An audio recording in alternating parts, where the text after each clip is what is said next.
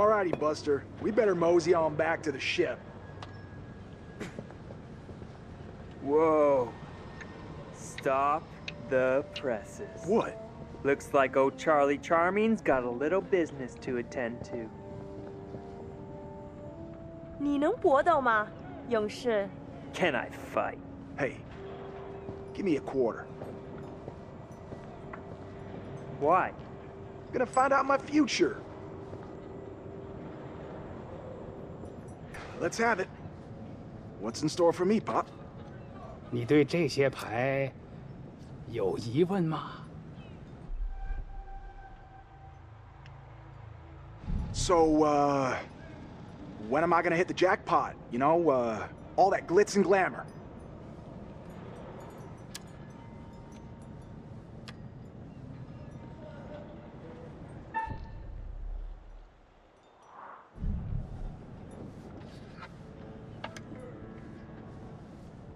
看这张牌，告诉我，你看到了什么？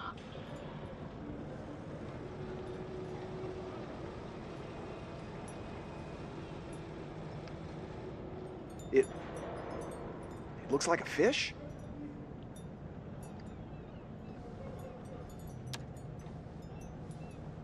你的财富可能来自任何方向，但是当这样的风吹来，死亡和厄运肯定会随之而来。 Doom? Wait, what? What does that mean? Hey, what does that mean? What the hell, man? Hey, Bud, let me get a go at it. Oh yeah? You think you got the stuff? 你能比你的朋友打得更好吗，勇士？ Fight? Sure. Let me another quarter? Gonna start a tab.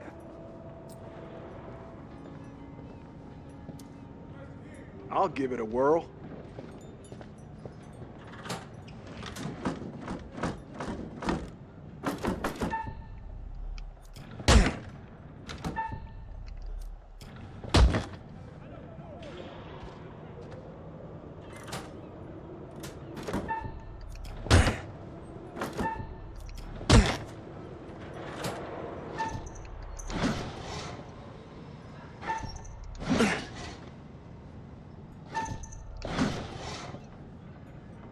I 以为你说你可以搏斗。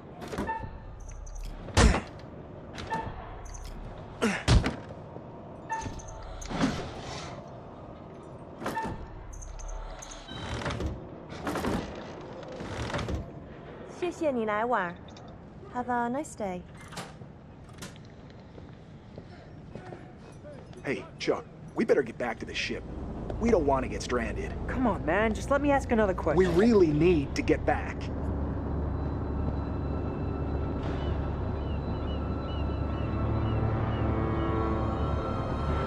I'm in two! Cargo hold two!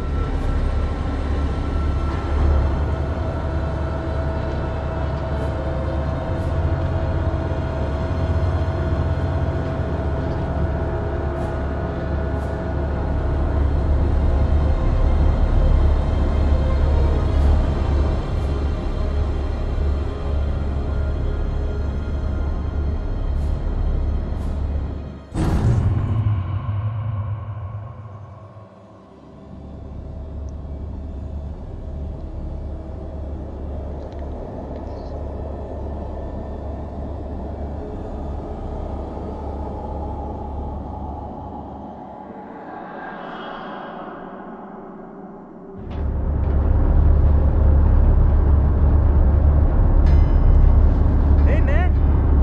Hey, where's my 50 cents? 50 cents? What 50 cents? Come on, man. Hey, buzz off, buddy. Nobody pushes me around.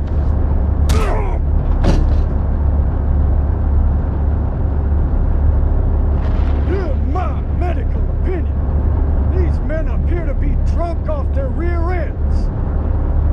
Get this one to the medical ward. Throw the other in the brig. And keep him there.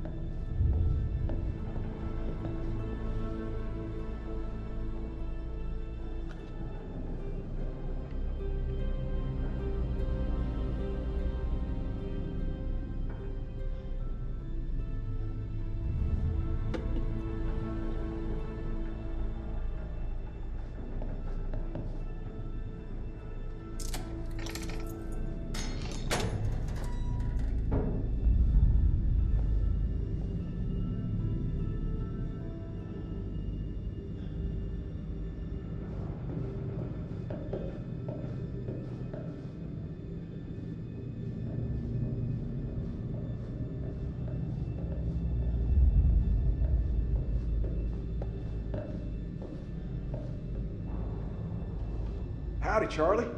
How's your time off? Just get me out of here already. What the hell's going on out there? I heard aircraft and gunfire. Me too. And there was a corpse. What? In the sick bay. Something's wrong. Let's get out of here.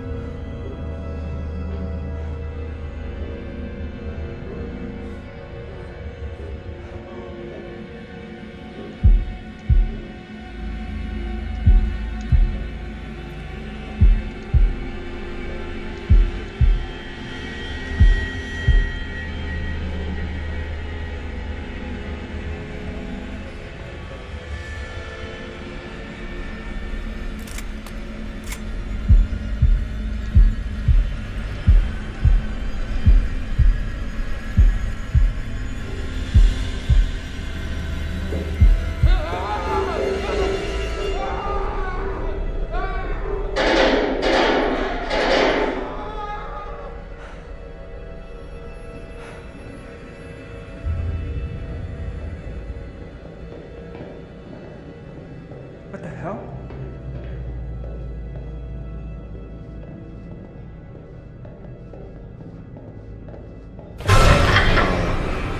What was that?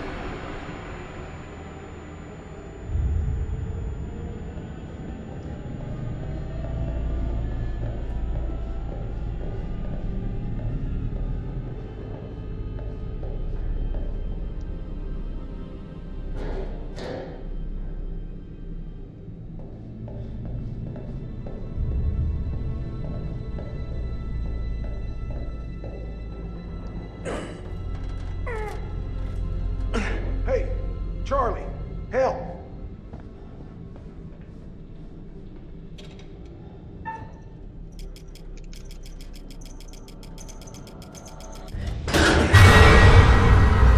Fuck no. Yeah, you said it. Foobar and then some.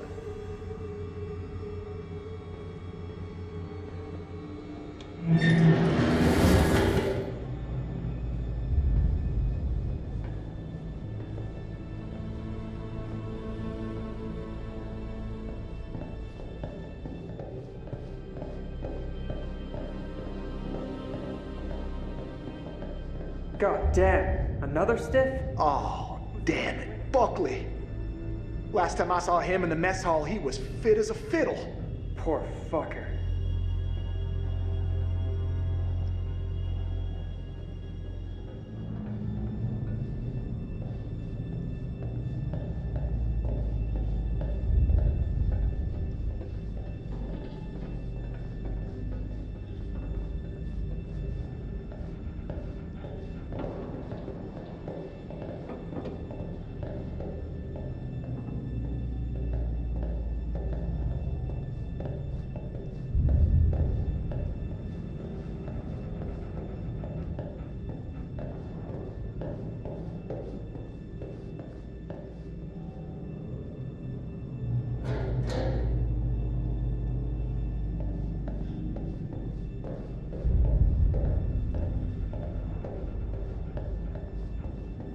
So, is it just me? Or are you getting a real strange feeling right now? Do I look like a guy who likes to talk about his feelings? You look like a mess on wheels, Chuck. I ain't the only one. Great. Good company. Let's just get up on deck. Yeah, Fine. agreed. Yeah. Hey, Chuck? You see that kid over there? No? You feeling alright?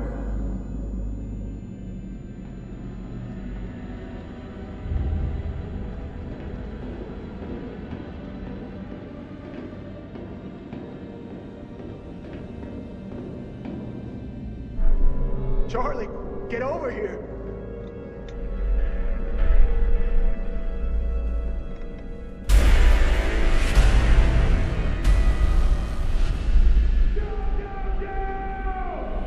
Move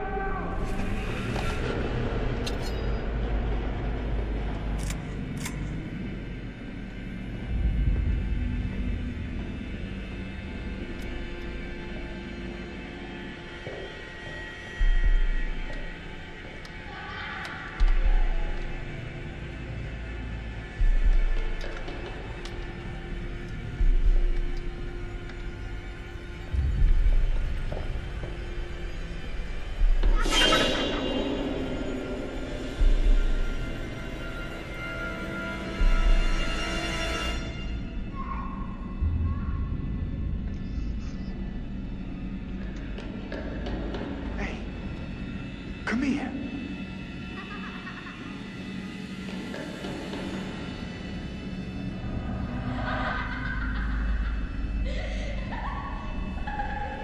Oh, God, no. Charlie!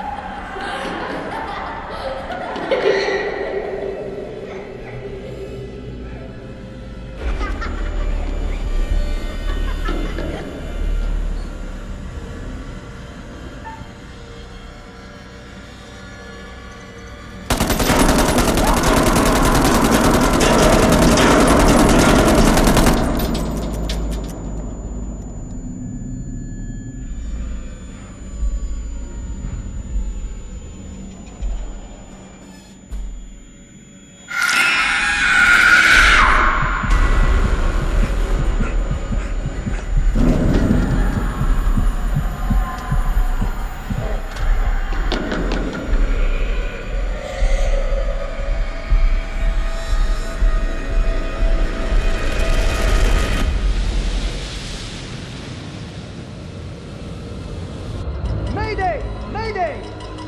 Is anyone there?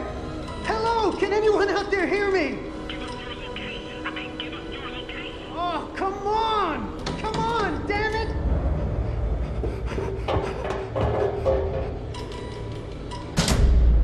What the hell is that?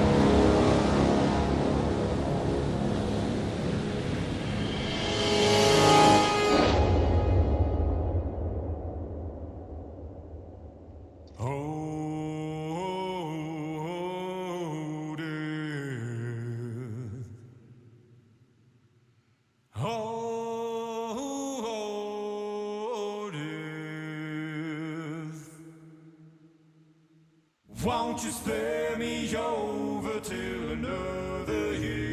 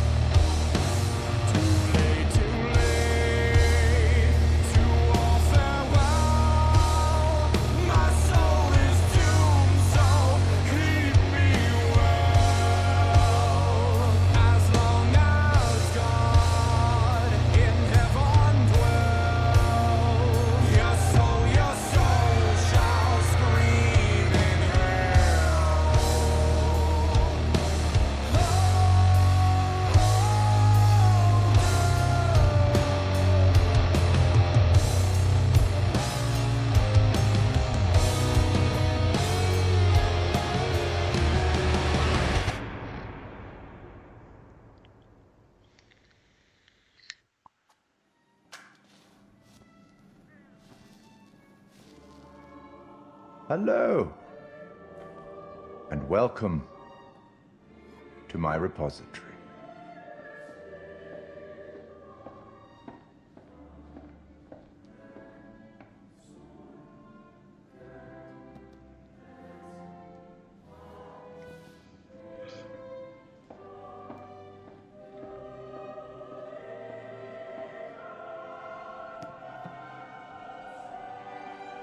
I am the curator of stories. Stories of love and hate, greed and beauty, life and death. Stories such as this one. I'm here to record the story you choose to tell. You see, this tale is only part written, and the choices you make will complete it and determine whether the lives of those with whom you are interfering continue to flourish or whether they are snuffed out. You see, we each make decisions according to our own moral compass, and we have to live with those decisions or die by them. But you shouldn't fear death. It is, after all, inevitable. It is the tax one pays for having lived, and it comes, eventually, to everybody. Still, none of us want for it to come too soon, do we? As in life, the actions you take matter. The choices you make will affect others. I'll be keeping a close eye on your progress. It's not my place to interfere, but I might be persuaded to offer the occasional hint. Here's one for free. There are pictures in this world that can show you some possible futures. If you can find them and study them, they may just help you to make better decisions. Or should I say, decisions that result in the outcomes you would prefer. That's all for the moment. We'll talk again soon enough. We'll have the opportunity to account for all the actions that you've taken, or whatever mess you've made.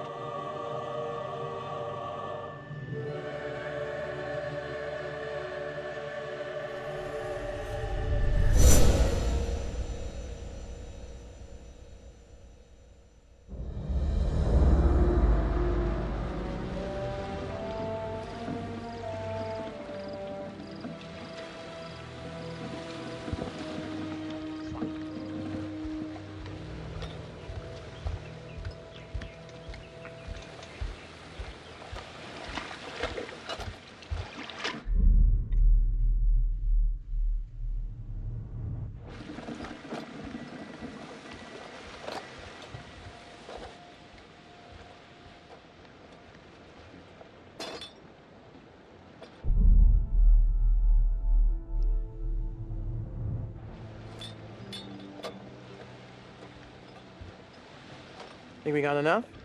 If we run out, we can always call for backup. So, look.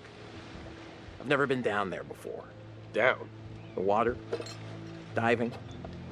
Well, maybe you could show me how the pros do it. Are you serious? Yeah? I mean, are you serious you came out here without taking any lessons? Kind of, yeah.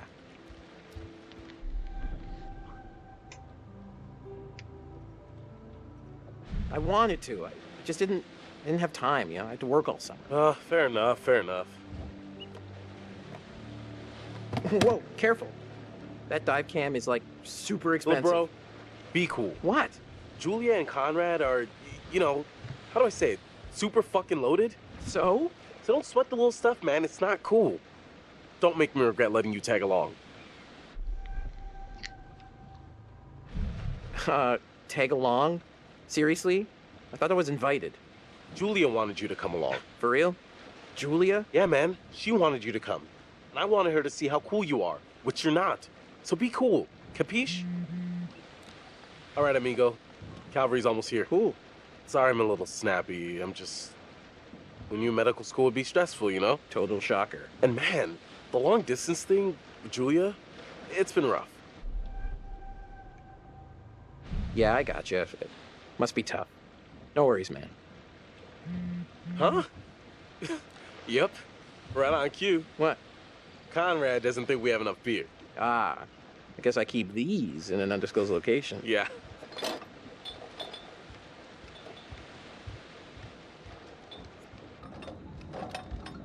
Hey!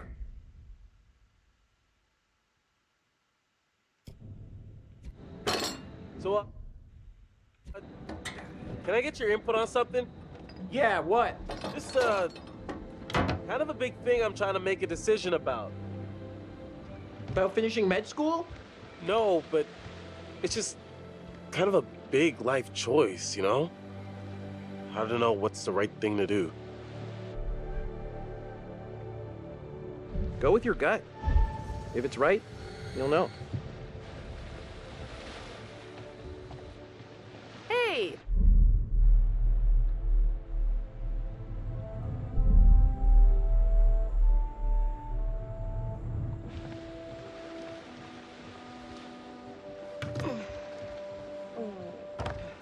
Oh, sorry. Connie, this is Alex. Hey. What's up, man? Conrad. Watch it, sis. Lady killer, right here. Good to finally meet you, Conrad. This is Brad, by the way, my little bro. Hey. Bradley! Feel like I already know you. I've heard so much about you. Yeah, likewise. Miss me? Hey, man. Want to crack a cold one with me? Every second. That's a lot of seconds, cowboy. I mean, I would have gone with minutes. TBH, I kind of have a thing with, seasickness. Bradley. Ray Brattleberry. There's only one way to get your sea legs, and it comes in a can. Fine. One. That's all.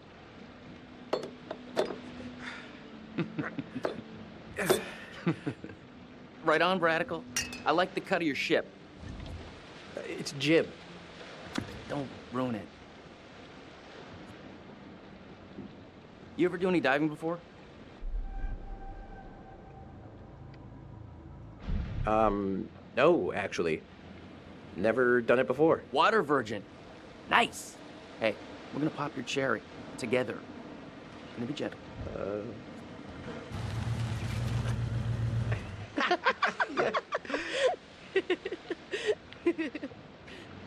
Where's the old crust bucket skipper, anyhow?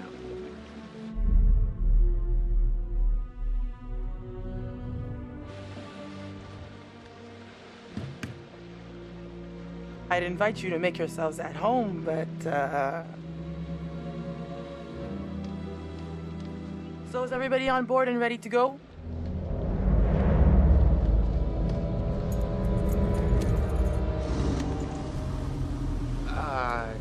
You're selling, I'm buying.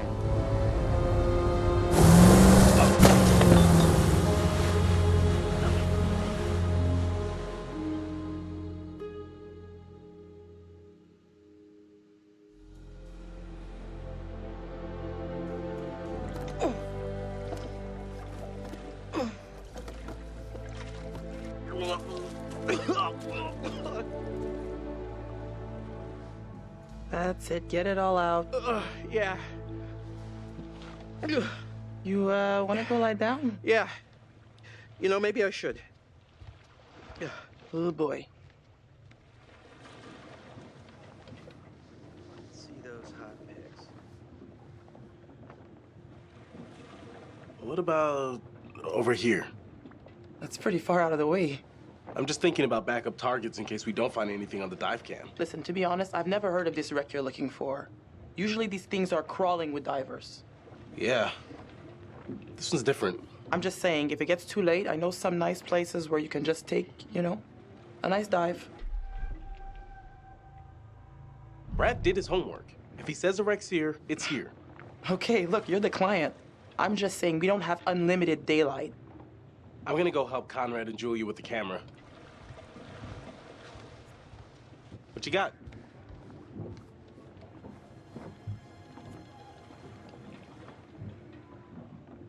Feast your eyes on this. Brad's calculations were right on the money. Always bet on Brad. Kid's a whiz. We should thank him. Fliss, we found a plane. Yeah? Yeah, looks like World War II. We are ready to dive. Technically, we should call this in to port authorities as an unreported wreck. Well, technically. Are you sure you don't want to do this the right way? Wait, are you saying we shouldn't dive? The right way. Come on, what is this, kindergarten? I had to bring it up. If we just go down and take a look, who's gonna know? Fine. As long as you're quick. And don't touch anything. I just can't wait to be the first one down there. Can you imagine? Untouched?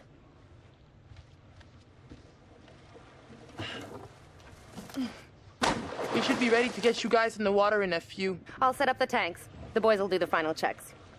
Take a look at the camera, see if you can find anything useful. Righto. Hey, maybe you should check on your bro?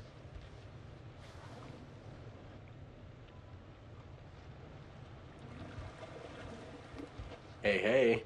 Hey, sweetie. An opening might be a way in. Almost got the gear good to go.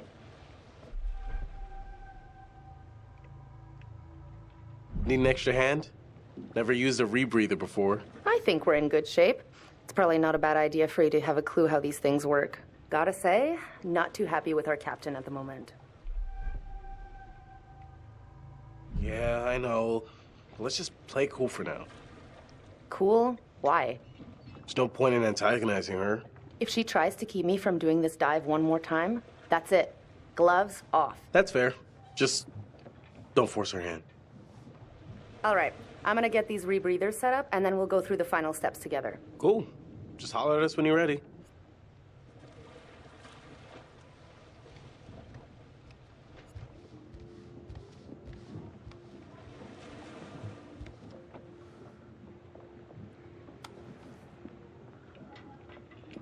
You know how to use that? No. Not really. You might want to just let it do its thing.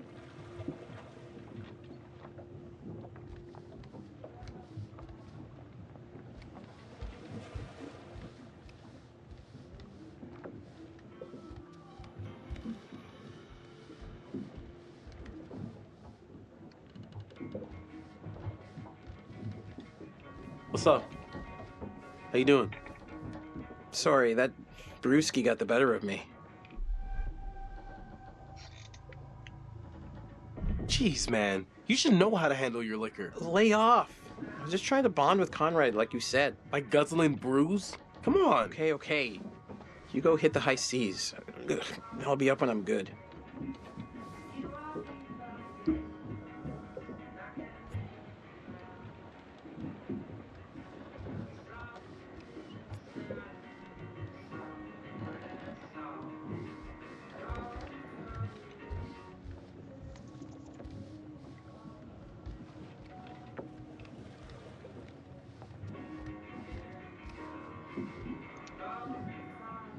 Huh.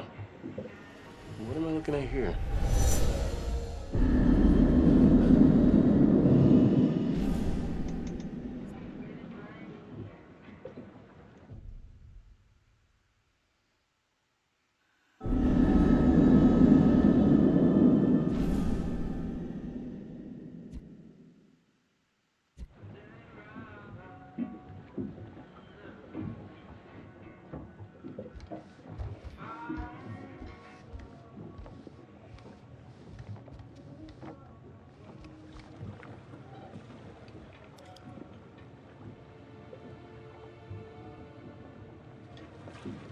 This doesn't look kosher.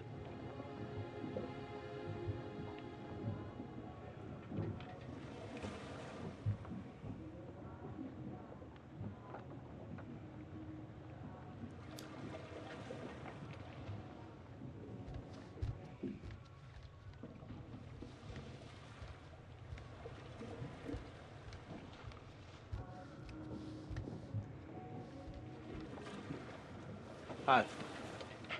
You know, we have rules out here for a reason. You guys gotta respect that.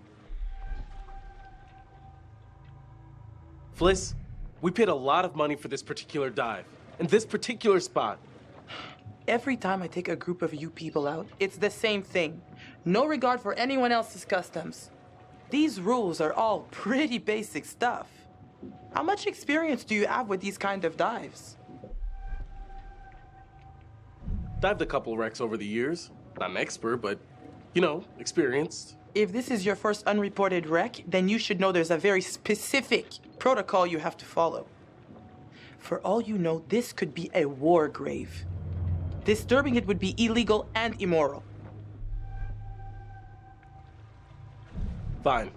I get it. How much? How much what? How much money will it take for you to stop breathing down our necks? You... This is not about the money. You know what? I can't stop you. Just respect the rules down there. Don't do anything stupid that'll get my ass in trouble.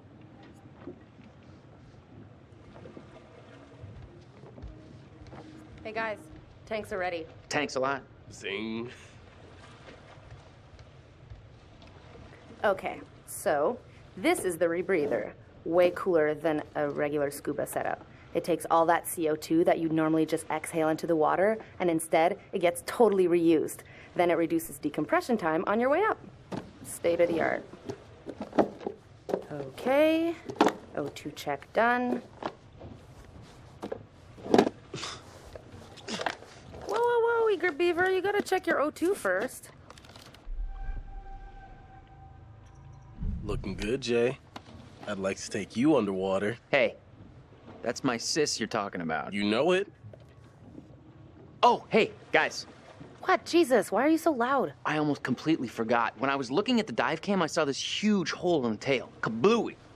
That's your way into the plane. Oh, nice work, man. Thanks, Conrad. Okay, you little clownfishes. I'm gonna go see what Fliss is up to. You behave, Connie.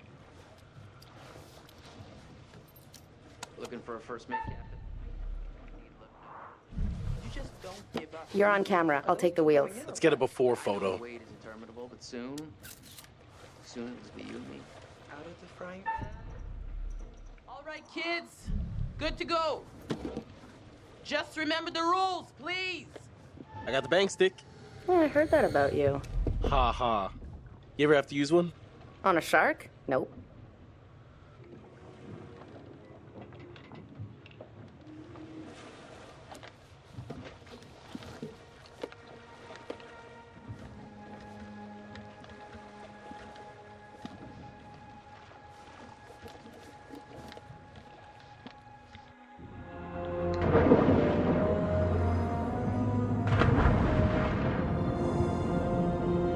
Whoa. You good? More or less.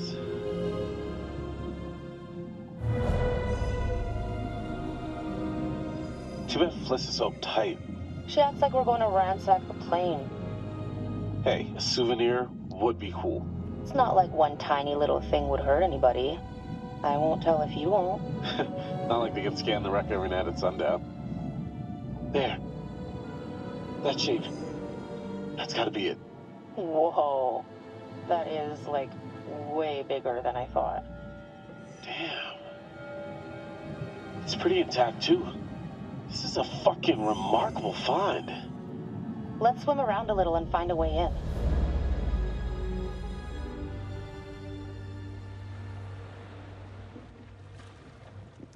Howdy, Captain. You fancy a pint with your second in command? You are not my second in command. Third in command. No. Fresh and eager cabin boy. Still a no. Your well-paying, dashingly handsome, seafaring client is requesting the pleasure of your company over a frosty amber liquid. Sure. Why not?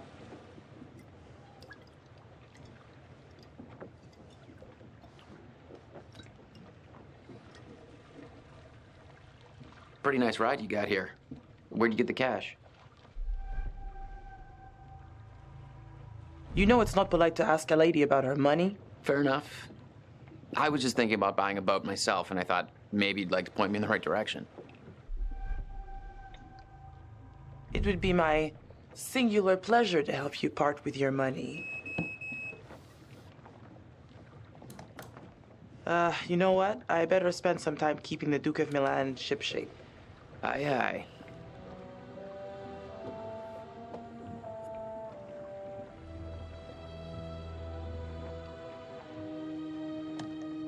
Weather looks clear.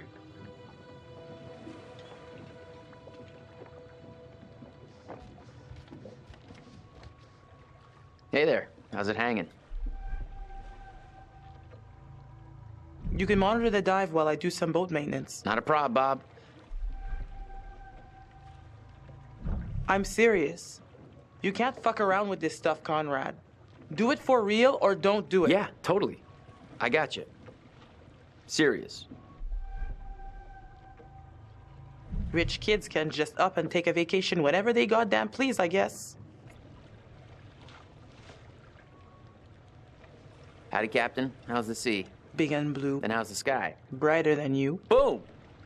Game, set, match. Uh-huh.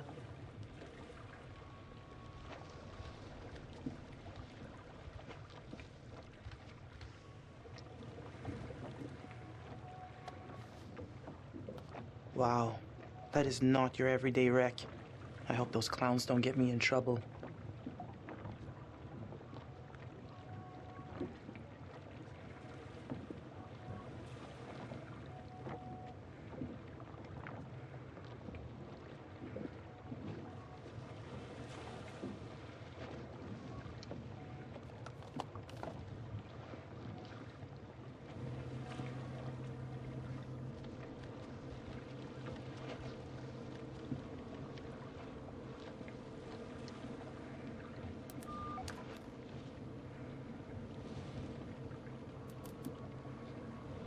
Duke to Alex.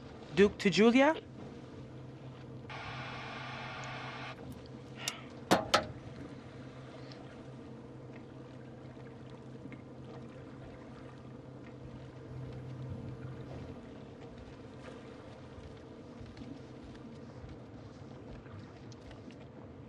Weather looks clear.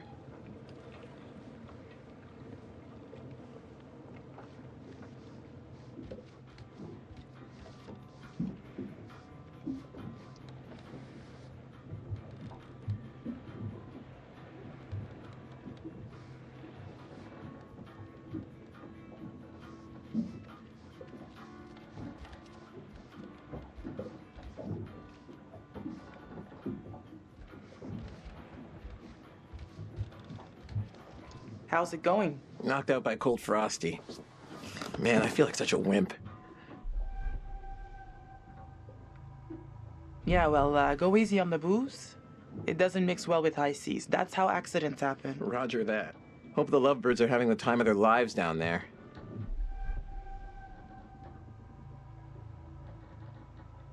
I hope they know what they're doing down there. Attitude matters 20 meters down. Alex plays the goof, but he was pretty serious about acing his diving certification. What other dives have they done? When I got the booking, I thought they were newbies. Alex and Julia have both logged plenty of dives. I'm the real amateur. But I'm ready. Huh. Gotta get back up top. Check you later.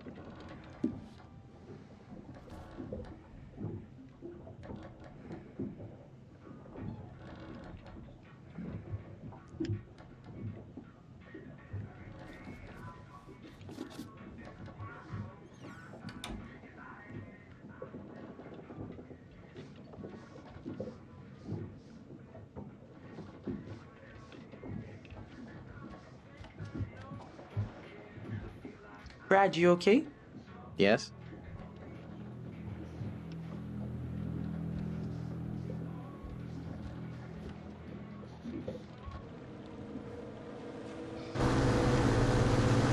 Hey, Fliss. Look, there's a boat.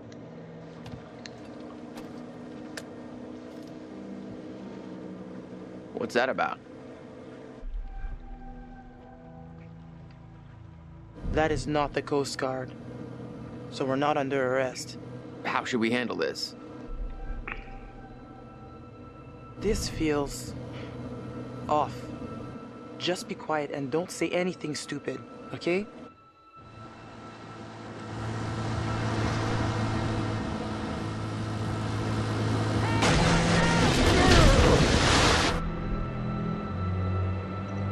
Hey, get out of here! What do you think you're doing?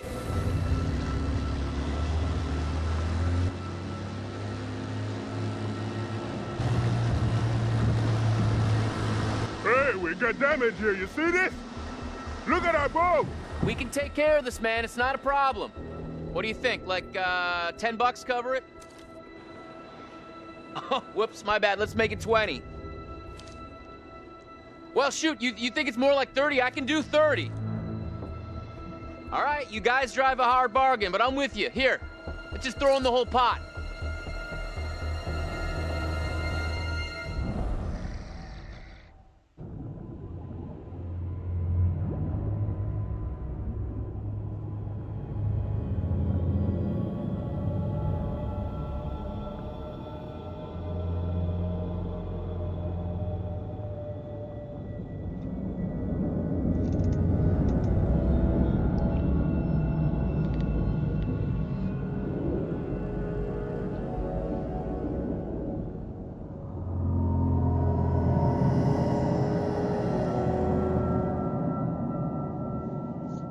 Conrad said one of the pictures showed an opening.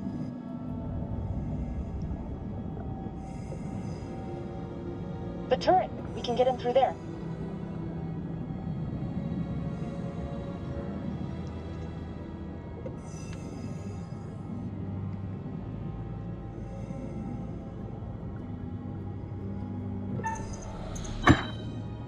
Ah, fuck! Whoa, careful. Could be dangerous. Ladies first? Can I just take a second to say, holy shit, Alex, we did it. I mean, can you believe it? It's a dream come true. Let's not waste any time not exploring. Go! Go! Go! Julia, leave it. You'd have to take your gear off to get in there. Not worth it. That pipe's pretty tight. What if you get stuck without your rebreather?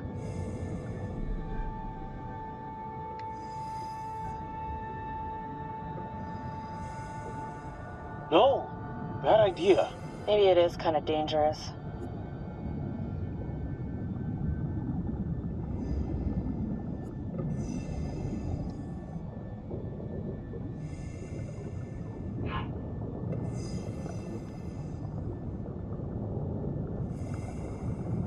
Bullet holes, all down the fuselage. Brad's gonna flip when he sees this.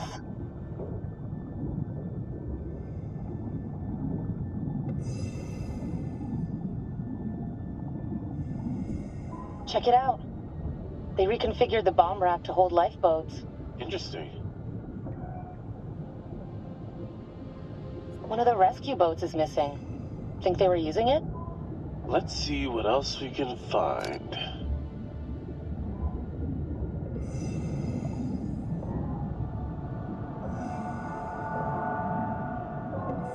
Good God.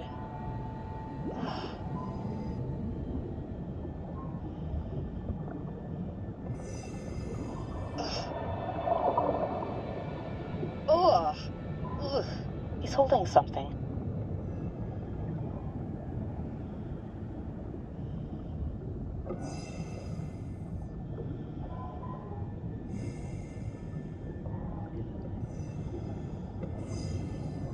Wow. What the hell happened here? From the look of things, they knew they were goners. He's holding something.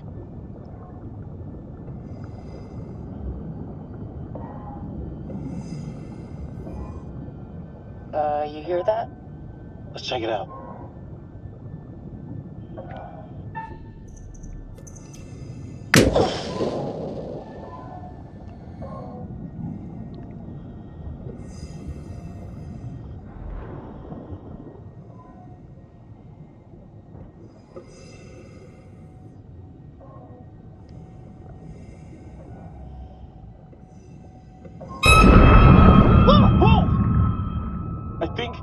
my wetsuit.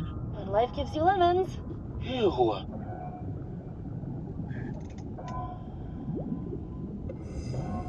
Pilot and co-pilot. Gotta be. Plane crash not high on my list of ways to perish.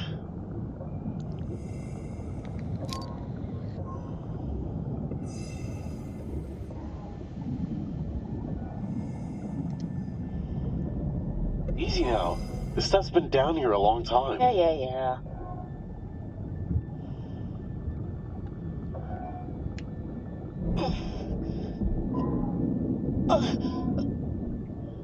Whoa! Julia! Oh my god! Just don't touch anything else, please.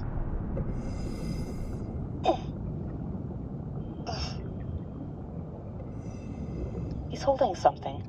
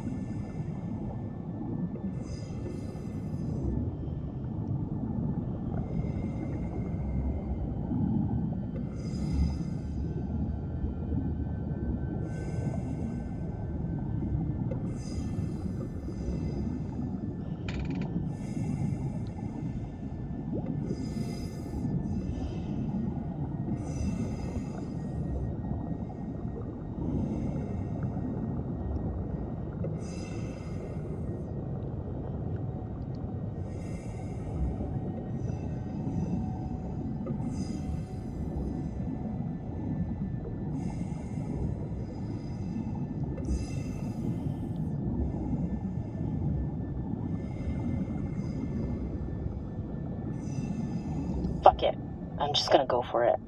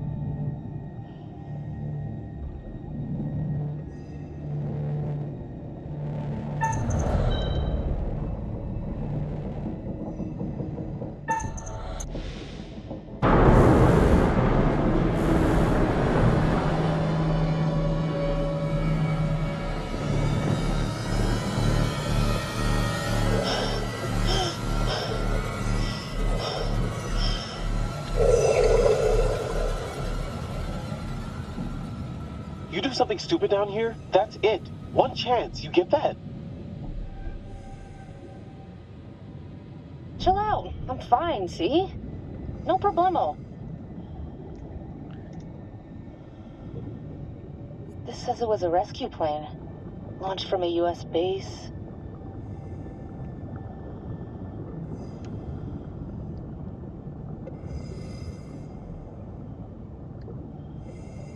They were on their way to help out a ship.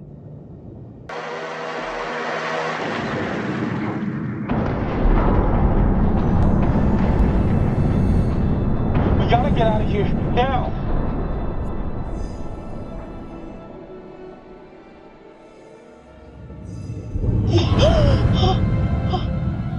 Oh God, Alex! It's a gray reef shark. Not interested in us. Let's go. Hold on. Oh, okay. Thought this was the right time, but then didn't know if it was the right time. But I guess no time's the right time. I don't... I guess. Oh. I know you can't tell, because we're underwater, but I'm on my knees right now. Uh-huh. Julia, will you marry me?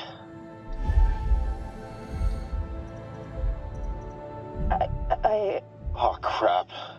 Alex, I'm sorry. I mean, we almost just died. Julia, I'm serious. Alex, I just... It's bad timing, I know. It's terrible timing. I'm sorry. This is so No, stupid. stop, I'm sorry. please. Don't apologize.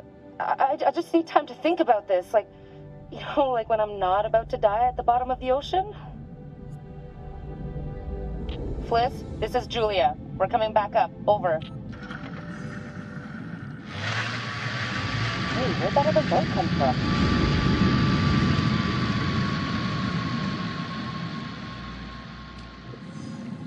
Wait, Julia, we gotta decompress here. Whoa! Damn! What the fuck? We gotta get up there. Wait, we have to decompress. I'm sorry, my brother's up there. Julia, this is crazy. You just gotta wait a few seconds.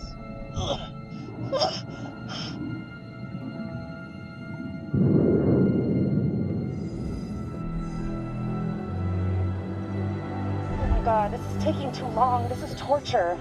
Just a few more seconds. Okay, now, go! Hey, what the hell is going on? What the hell happened? It's cool, man. Everything's all right now.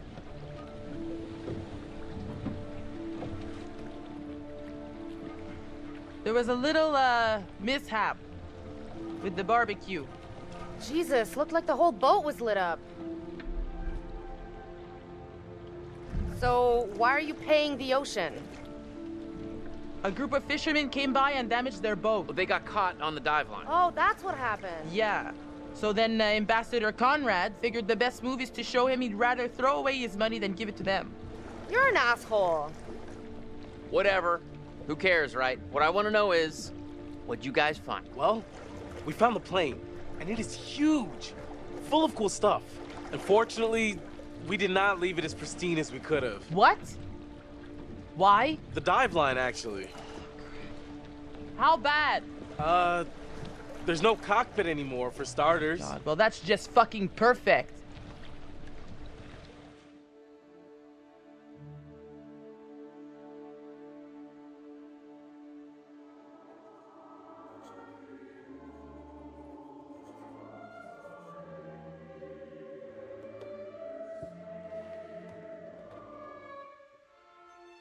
You're getting to know these intrepid adventurers then.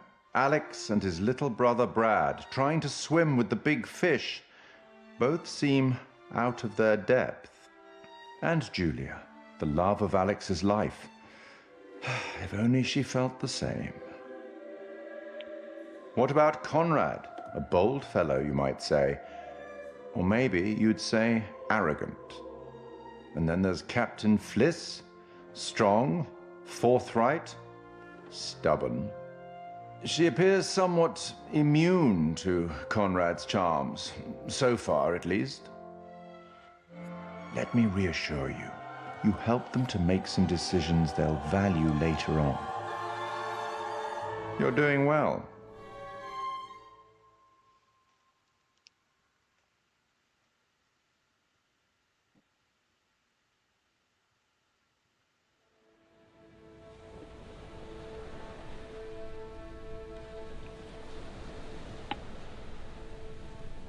How well preserved was the plane? Brad, it was insane. It was like traveling through time. No shit. Well, it was like traveling through time and accidentally ending up in a dimension where the past is underwater and everything is covered in barnacles and sharks. Sharks? Yeah, well, just one shark. Ah. Hey, one was enough.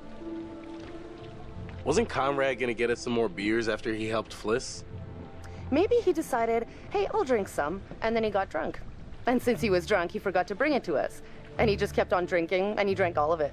Sounds like you've had some experience with this kind of phenomenon. Yeah, I've been studying it for years. I'll go look for him. Oh, we found a bullet lodged in the plane. Huh. I left it below deck if you want to check it out.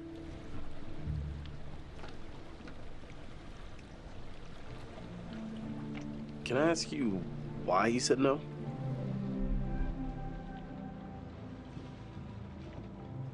I just thought it was the right thing to do. I don't understand. I thought everything was going so well. I know I should have a better answer for you, but That's just how I feel. Julia, I don't know what that means. It was my gut reaction. I don't know, I should have explained myself better, but I didn't. Oh, God. What does this mean? Does this mean we're over? No, Alex, no. It's not over.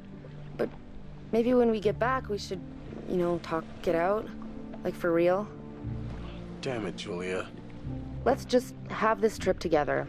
Keep things the way they are. For now. For now? Until when? We should just try to have a good time while we're out here. Why ruin it? We don't want to just be miserable, right? I'm sorry. I can't deal with this. I need to find my brother. No. You stay here. I'll go get him.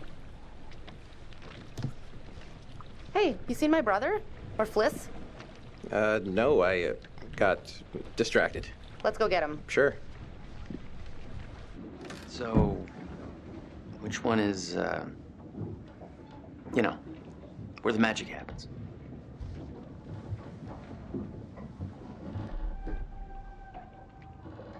What's your problem? Give it a rest already. Okay, that's enough of that. Conrad, beers, where are they? Oh, yeah, the beers. I was just getting them now.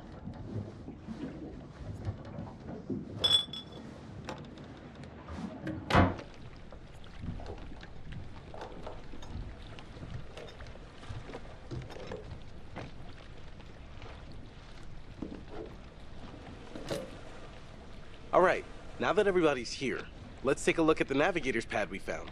Maybe we can figure out why the plane was out here. Where'd you put it? It's in your case. Okay, I'll go get it.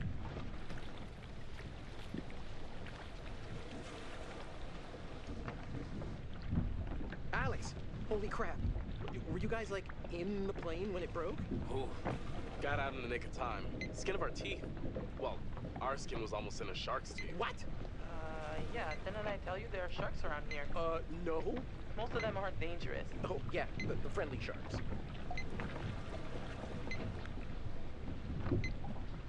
So, does the accident mean we can't do any more diving? Let me just say this once more for the record. Going into that plane was super dangerous, obviously, and twice as illegal. Okay, now damage is done, so we just have to lie about it forever. Or else we're gonna go to jail. Well, my lips are sealed. You got the nav pad, Dive Master Jay? Oh, no, not yet. I'm sorry, can you just give us a moment here? So, we're going again tomorrow?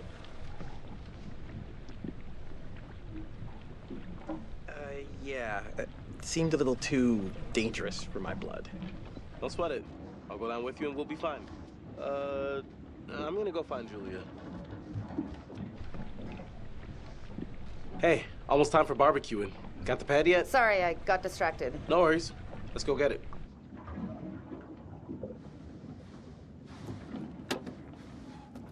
Got it. Let's go up. Wait. Can we talk about what just happened? Later, Alex, okay? Right here.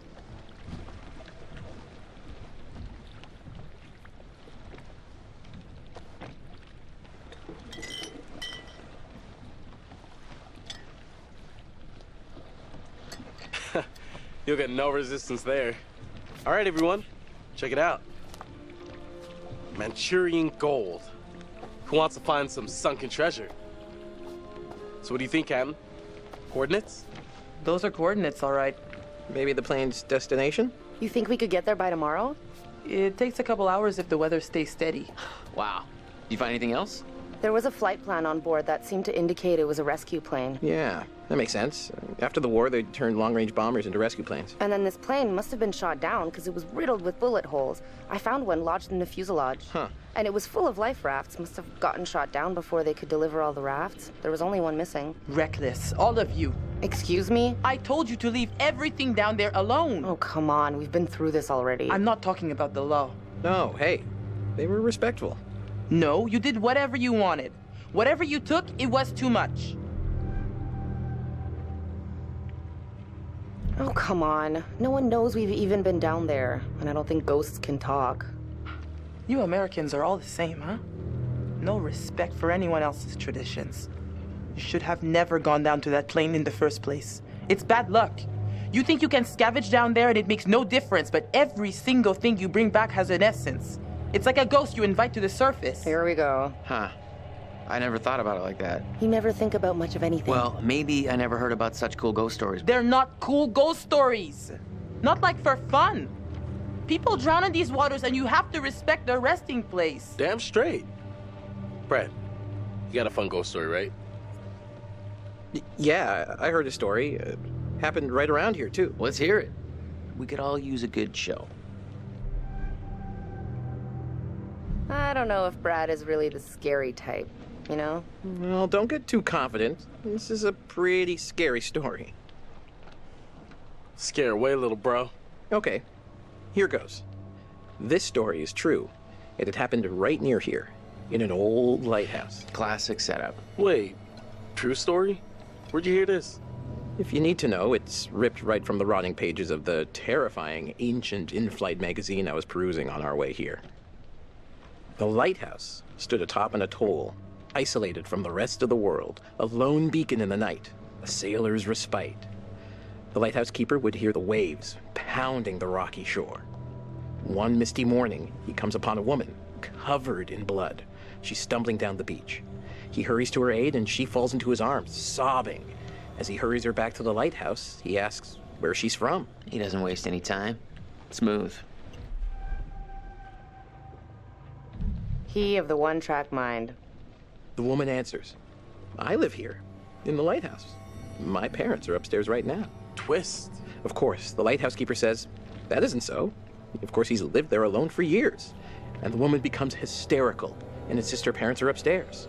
So, they go to the top of the lighthouse, and there, splayed out on the floor, is a man and a woman brutally murdered with an axe. Always an axe. I mean, do people even use axes anymore? I'm just reporting the facts, cliches and all. Chopped up into little tiny giblets with an axe. So gross. Okay, so who did it? So, the woman, she's still hysterical, says her husband did it. And he's still here. In the closet. Yeah, marriage is a bitch, huh? So the lighthouse keeper creeps over to the closet, opens the door, and, sure enough, there's a man inside. But he's cut his own throat. Horrified, he looks closer to see the dead man's face in the dark. Closer. Closer. And he sees it's his own face. And then its eyes bulge out and screams. So gross. Hey-oh, super twist. Nice. Nice one, Squire.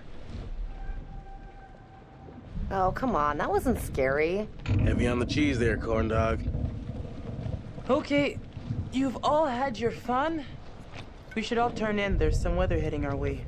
No, because according to standard vessel regulation, we're all required one more beer before hitting the hay. What regulations are these? It's standard issue regulatory institutional protocol subdivision 1099. Uh-huh. Where'd you read that? The internet. Oh, so you found a website that tells you to drink beer under every circumstance. I'm just following orders, ma'am. I'm into this website. 10-4, good buddy. And I'm out.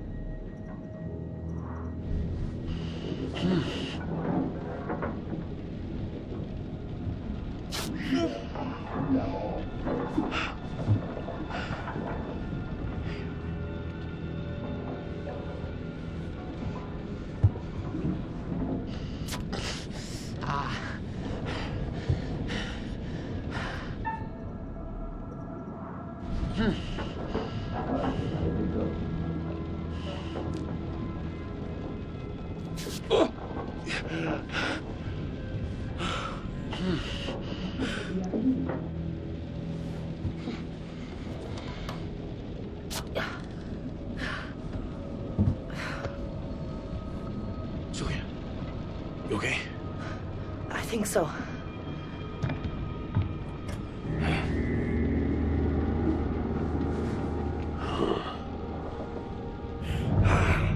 Hey! Hey! Damn it! Stop it!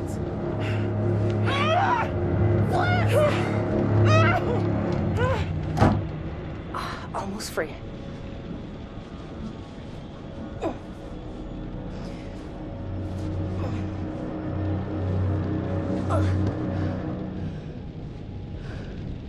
Hey, so, good news, bad news. Bad news? I don't see how this could get any worse. The bad news is these are kind of maybe the fishermen I pissed off earlier. Oh, God damn it, Conrad. Great, just great. And the good news? I recognize them. How is that good news? I thought you were gonna ask the good news first. You're such an idiot, Jesus. Hey. Alex, what are they gonna do to us? I don't even want to know. I want to get out of here. I'm in a lot of danger. Guys, we gotta get untied. Like now. Come here. Shit. It's not good. Come on.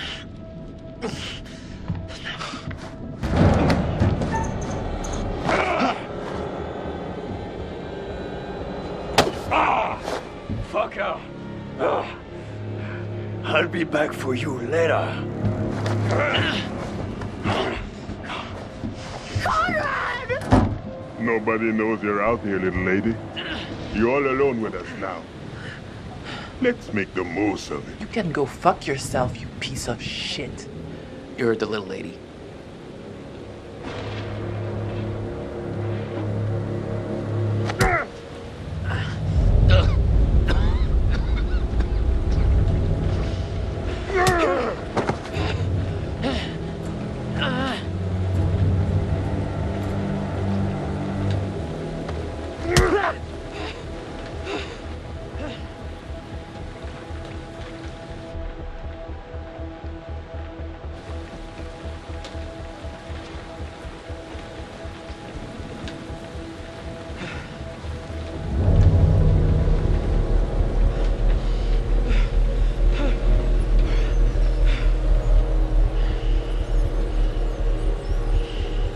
Slow down. Easy. Please. Just stop, man. We finish with it later.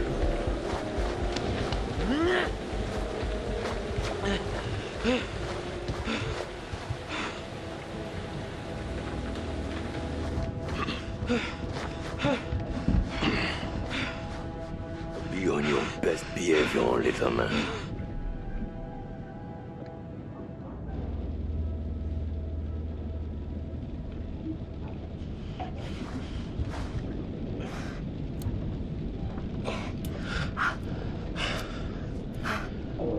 Julia, you're coming back.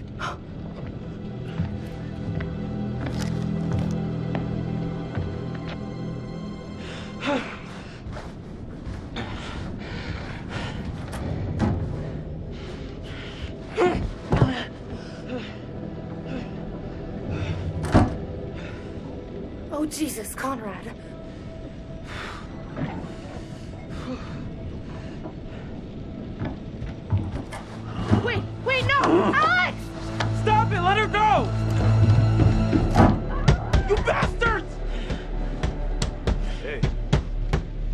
Dipstick, shut the fuck up. I don't think they're gonna hit her. They haven't hit Fliss. Fliss sure seems to be getting buddy-buddy with him. Did you see my brother? No, I didn't. I hope he's alright. Alright. Turn around.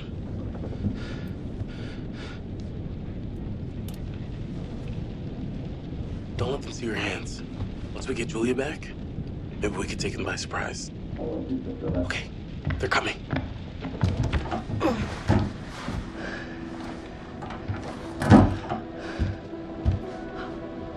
Fuck. Motherfuckers.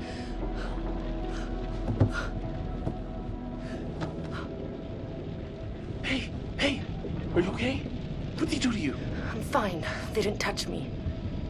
They asked about our parents. What? How much money they have.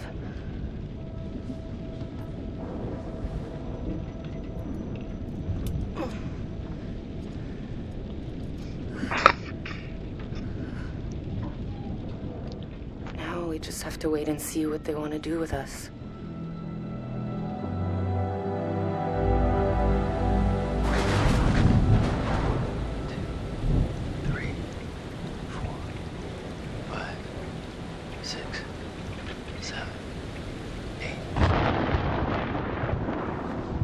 Seconds.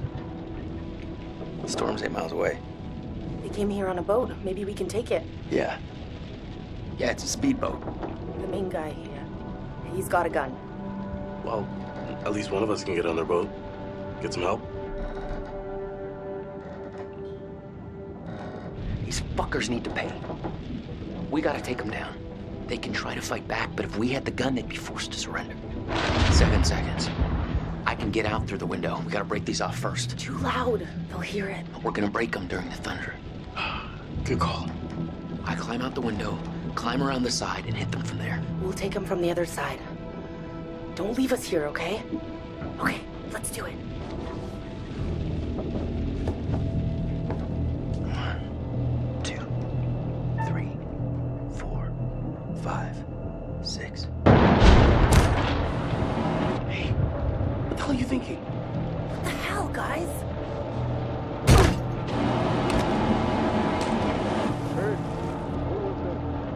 Conrad, go to the other side. We'll hit them together.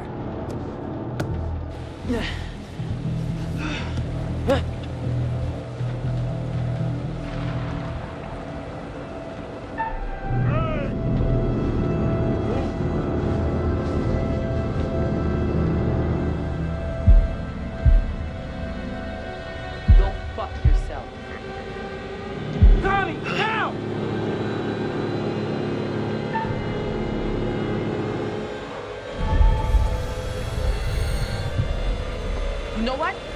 I've had enough. I want you off my boat right now. Get off my damn boat!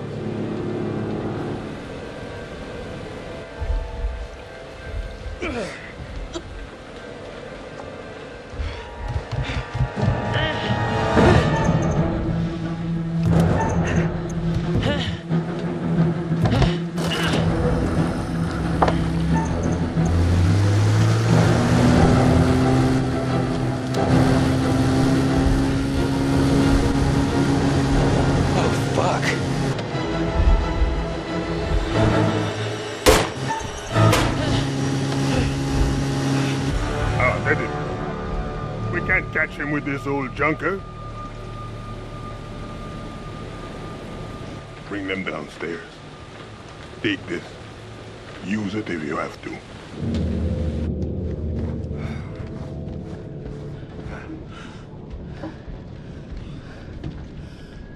Sit down. Over there. You, right here. Sit. Now. Arrêtez, bande de cons! C'est mon bateau! Stop! Ferme-la, ou je te mets mon poing dans la gueule!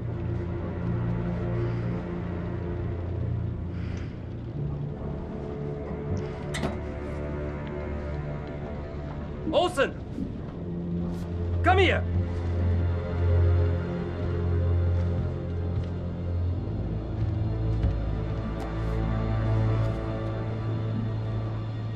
Which one of you is gonna tell me about this Manchurian gold?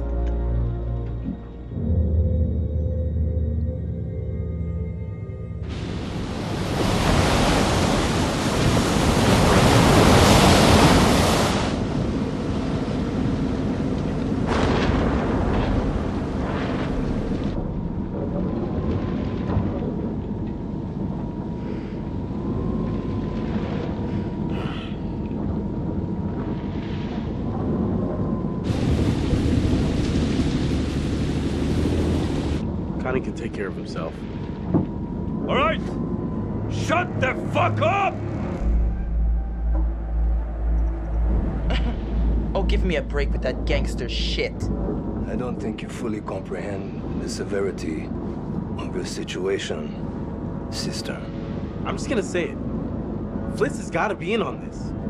She and these guys, they travel in the same waters. She's a captain and they barely laid a hand on her?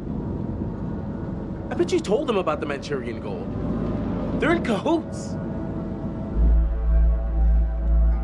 I can't believe what I'm hearing. I just lost everything I have, and this is what you think? You're all in this together.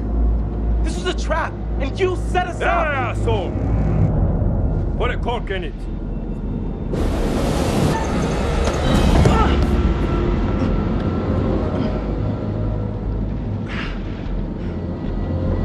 Sit still, all of you. You, come with me.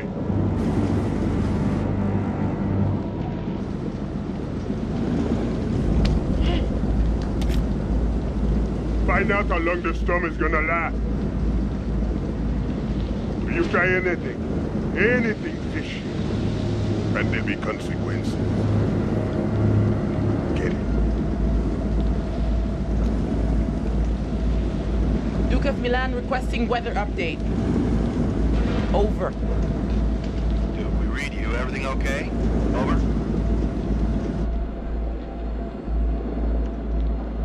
Hey, just requesting any information about this storm you can give us? It's a little bit hairy out here. Over.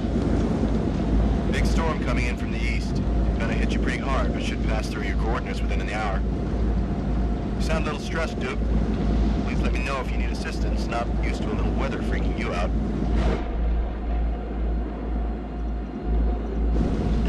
Yeah. Okay. A-okay out here. We can handle a couple puffs and drops of rain. Thanks for the info. We'll see you for drinks back on shore in a couple of days.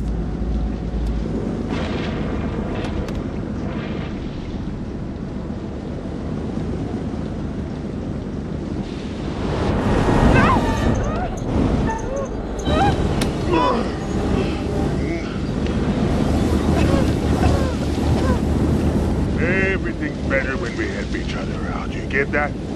Don't you?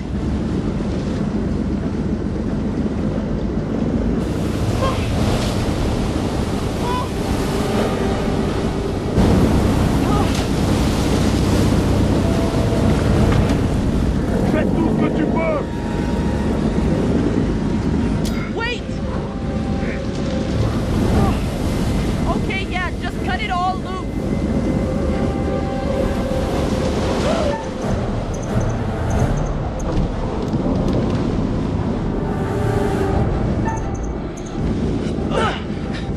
Hey! Move it! Now!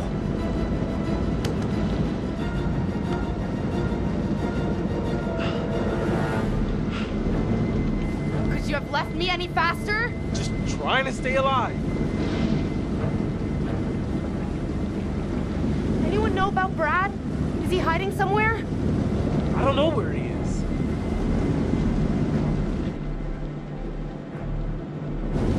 Okay, keep a lid on it. It could be our ticket out.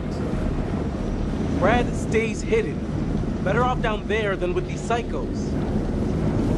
Oh yeah, great. He could get killed down there. Brad's a big boy. He'll be okay. And it's probably better for us if he stays put for now.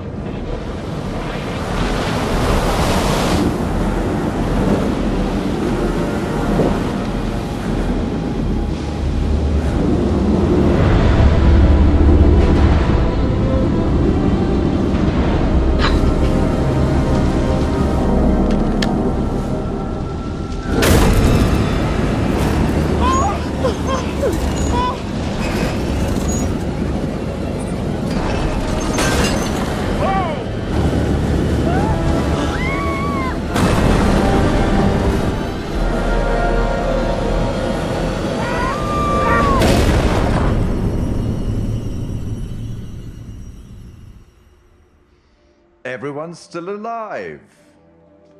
Things could have been quite different.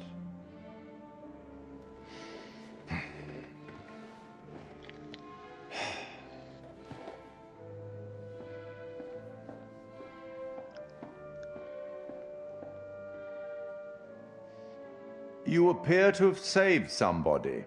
A bold move that paid off. This time. But does this make the rest of your group more vulnerable? I dare say we'll find out.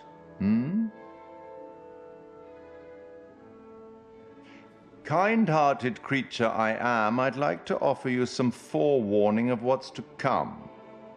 Tempted?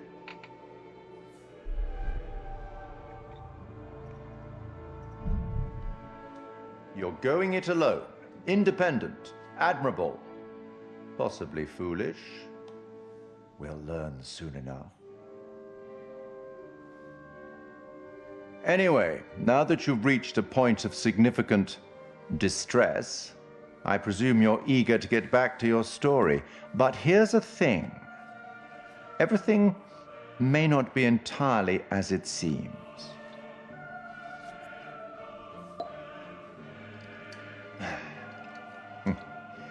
Probably shouldn't have said that.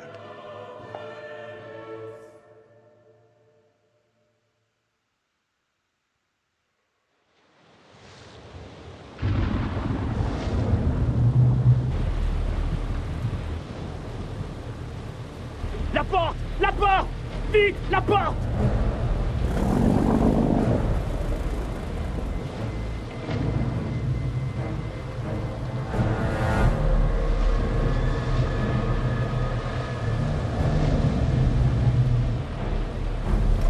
Junior, retire la tête d'allumage.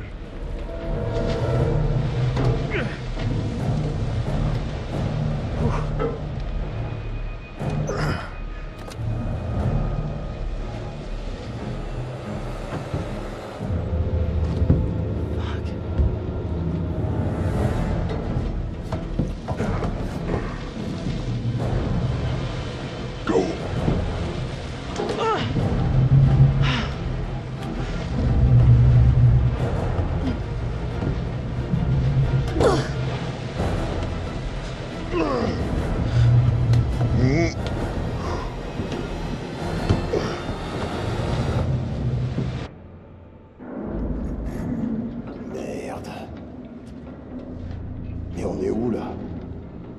Jesus.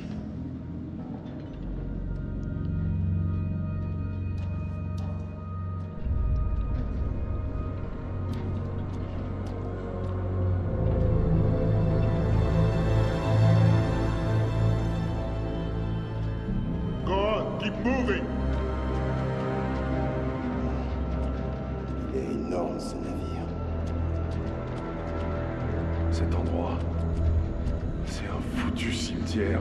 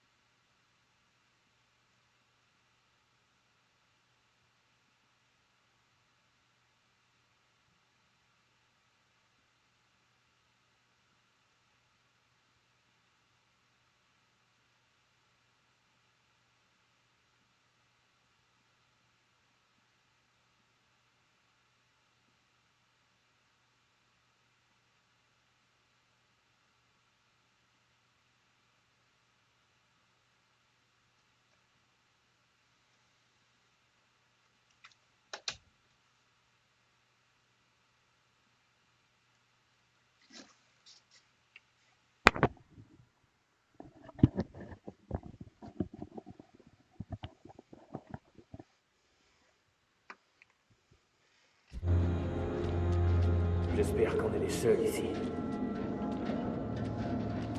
Oh là, gars. Over there.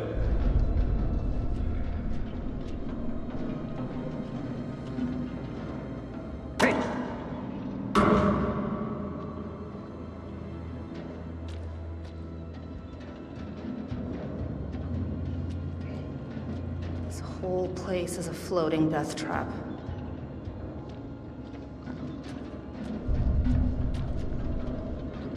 Keep moving!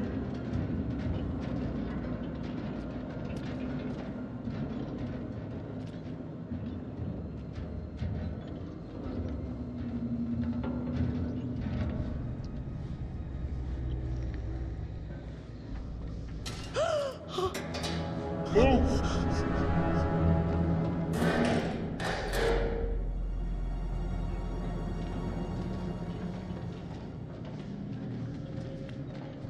Get back! Stay back!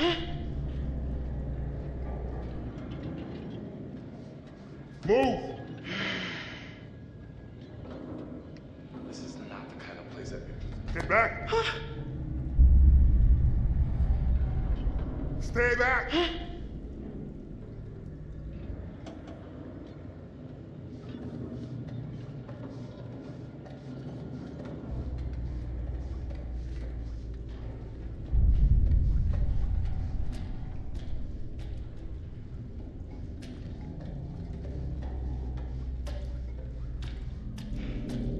I did not sign up for a trip to Creep Town.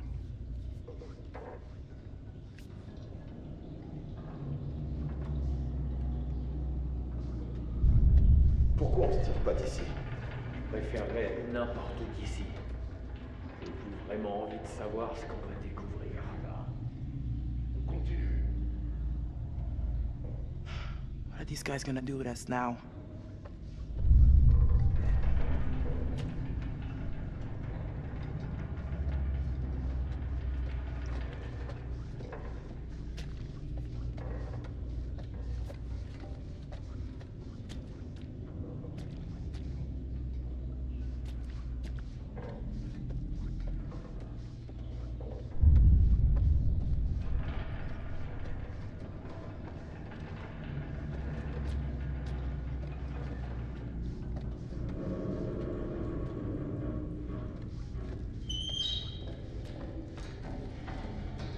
Ah, merde! What was that?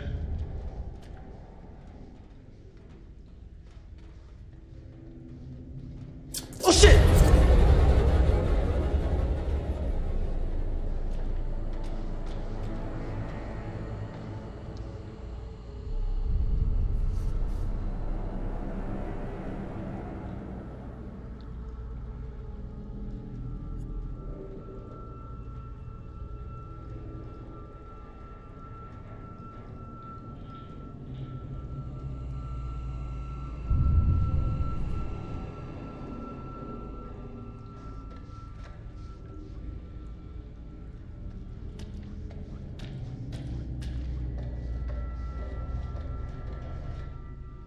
Hassan, il y a une porte ici!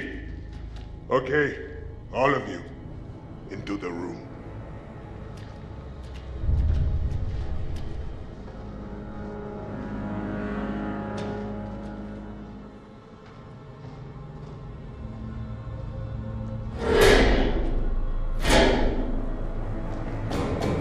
Hey! It's pitch black in here! Give us a light!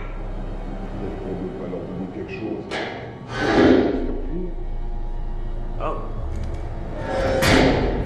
Thanks.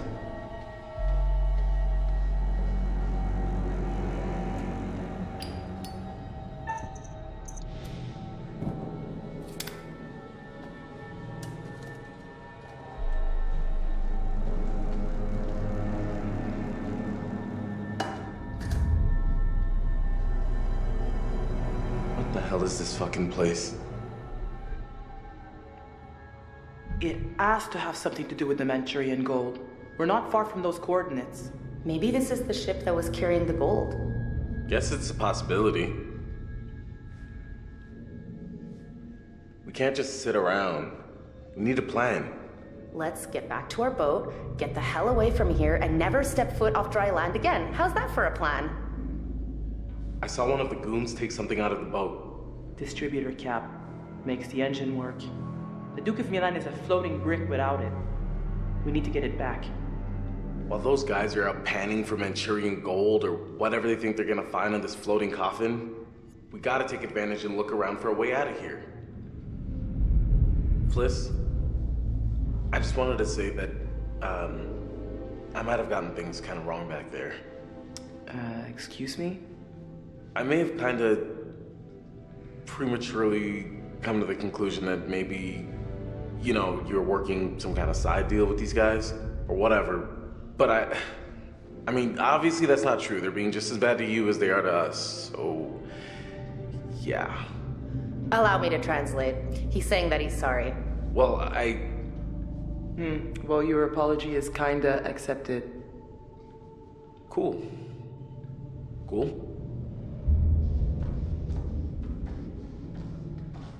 What do you think this ship was?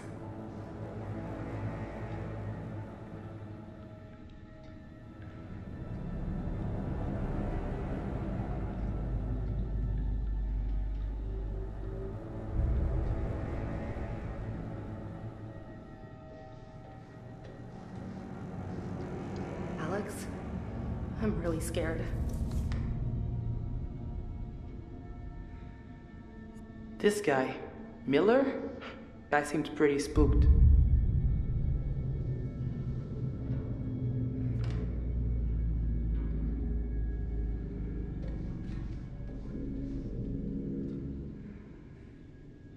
This is very strange.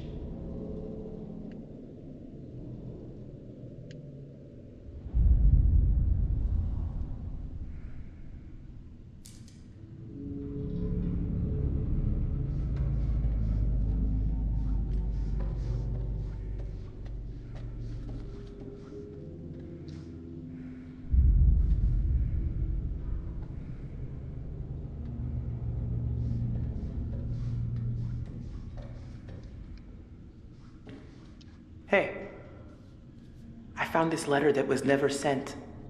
Okay. Well, it said there were rumors about figures roaming around the cargo. Figures? You want to be more specific?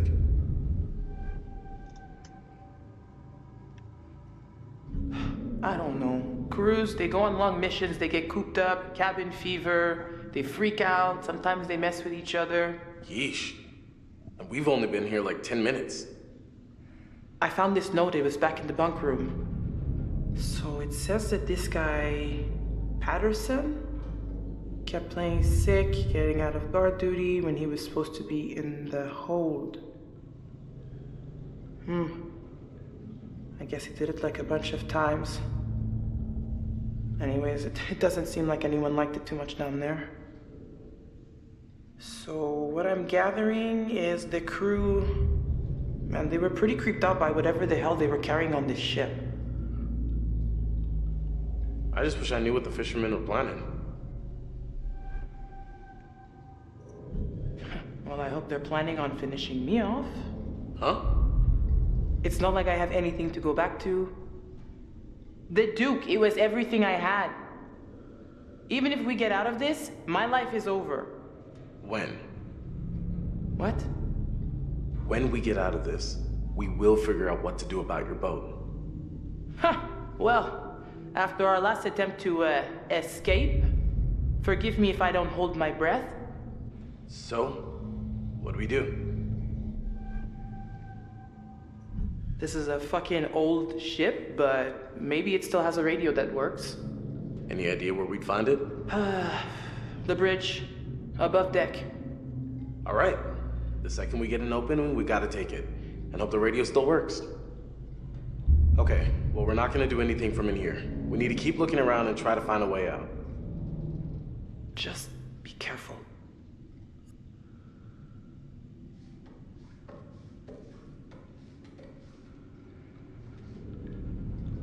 Je vais aller explorer la salle des machines. Danny, tu fouilles les soutes. Les soutes? T'es sérieux? T'as vu l'endroit? Ça tombe en ruine, Olson. Et j'ai pas les outils pour y arriver. Fais ce que je te dis.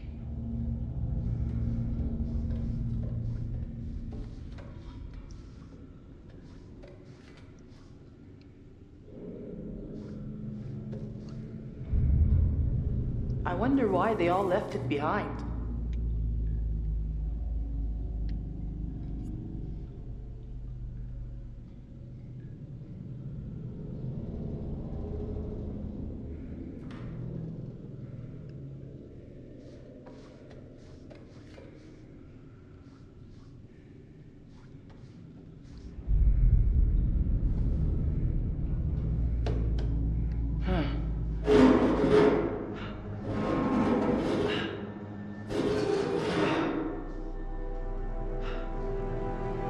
Hey, look!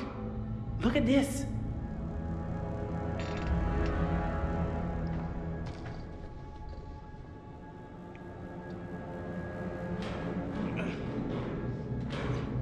Come on! Fuck! Give me a minute. I'm gonna see if I can get it off.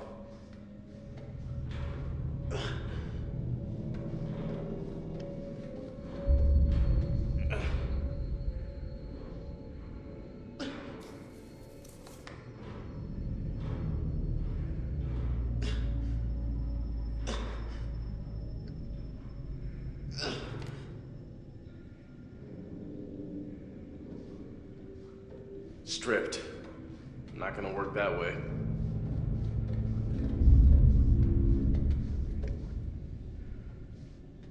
What do you think? I can't get it open. Over here.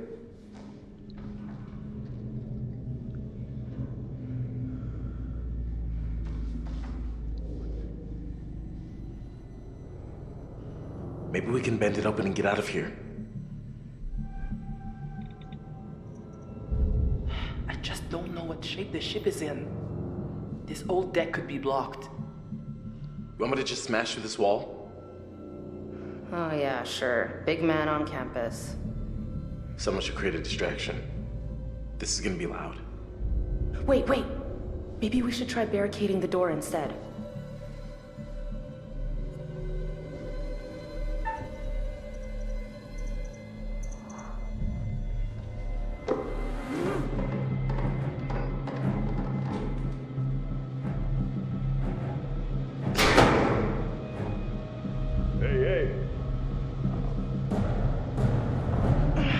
Can I get some help with this?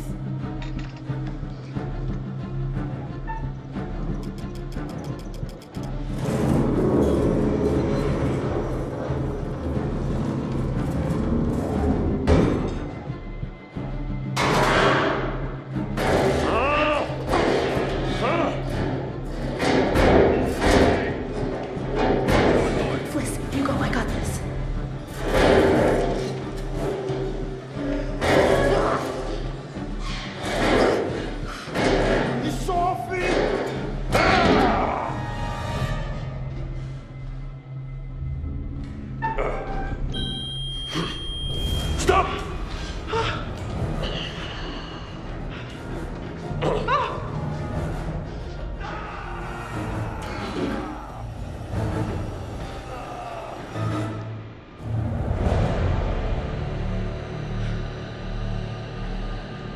Are we safe now? Stay quiet. We need to keep going.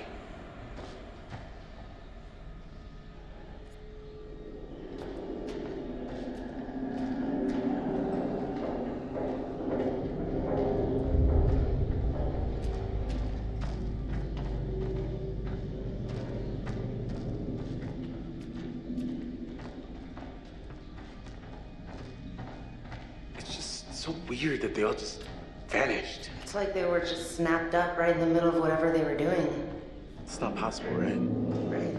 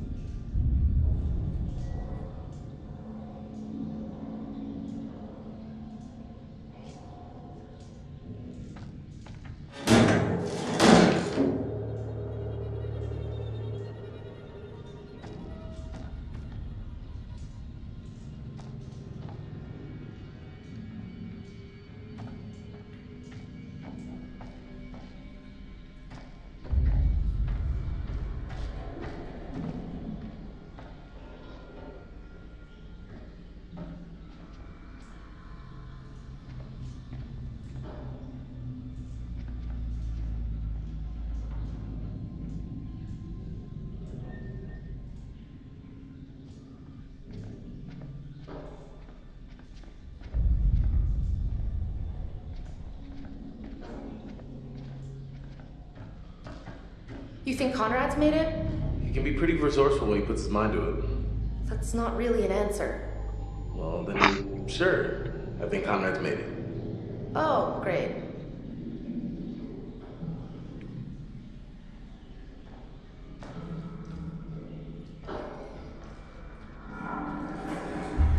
You hear that? Yep. Something moving around down there. What? Like what? I'm not sure I want to find out. Gotta keep going. No, no, I cannot take any more of this. Julia. No, I can't. I can't do it. Julia, you gotta calm down. Let's go. Come on.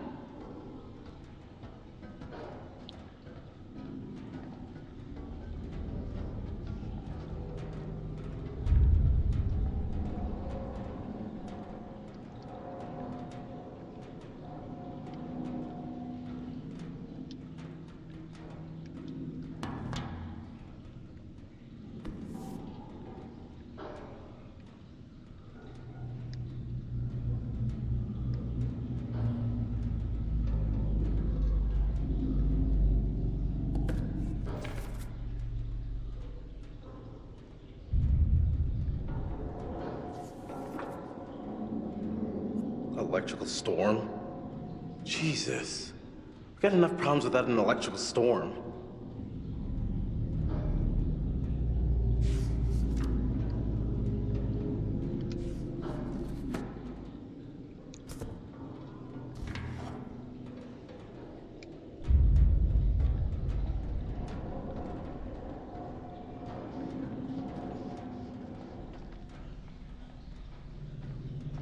Wonder what they've done to Fliss. Who knows? They're such assholes. She's a tough cookie. Yeah, that could only get her into more trouble. Maybe you're right. Hope she keeps her cool.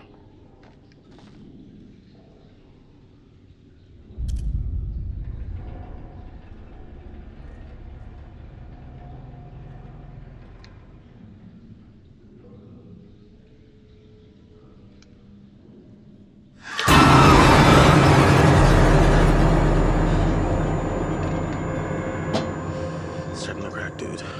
Keep it together.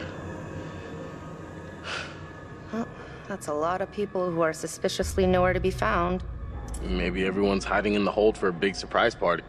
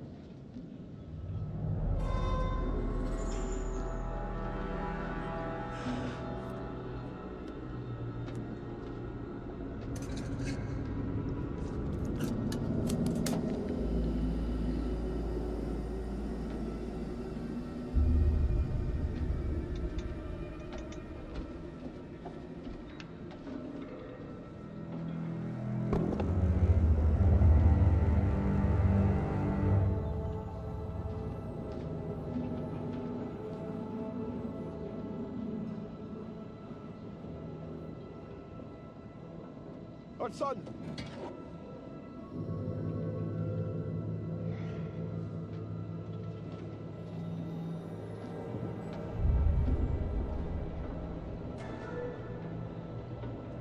Think it's safe to grab it? We gotta go get it. Y a quelqu'un? Yeah. Guess it's not really such a good idea, huh?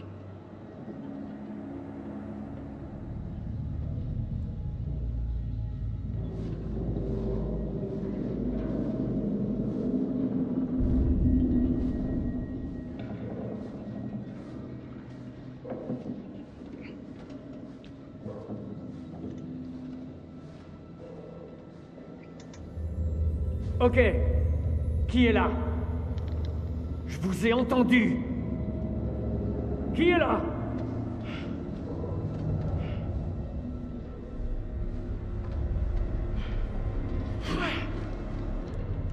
Arrête de crier, j'essaie d'entendre ce qui se passe. Je crie pas. Ta gueule. Je veux savoir où sont les autres.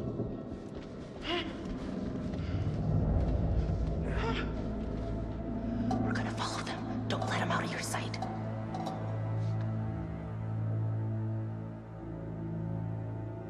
What are we doing? I thought we were following them. Gotta keep our distance. This way we can get ahead of them. I got this.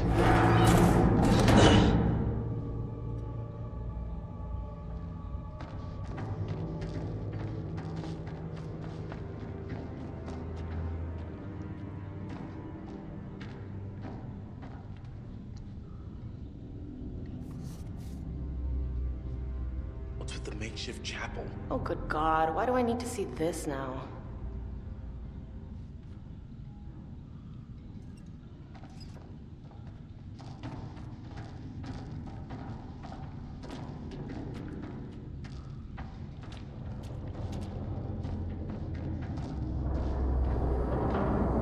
What was that? You hear that? What? I don't hear it.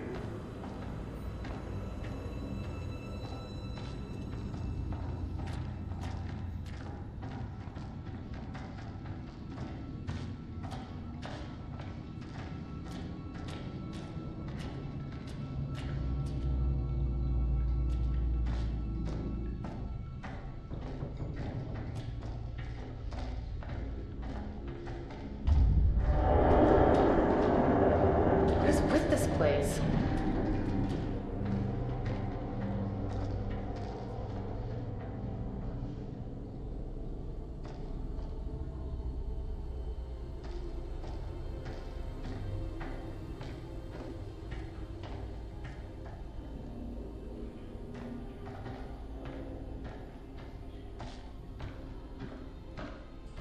Wait a minute.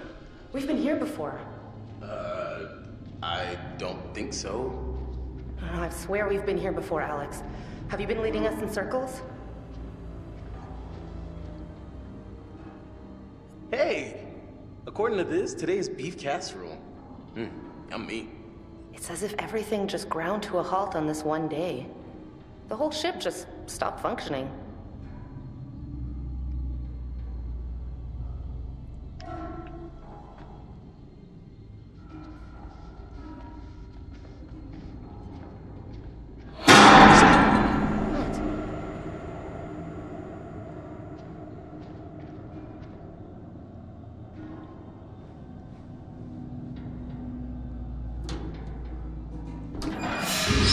Jesus! God!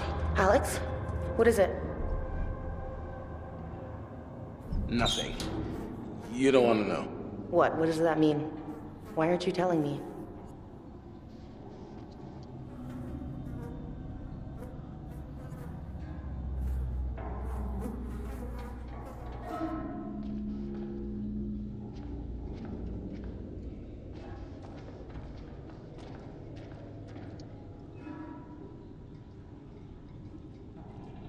Soup du jour, mademoiselle? As if you know your way around a kitchen. Well, you know, if we were gonna get married, I might have shared some of my culinary skills with you, but...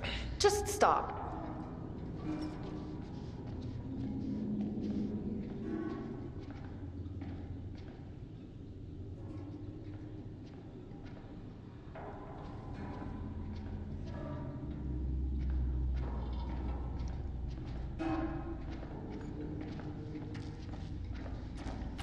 All right, what is this place?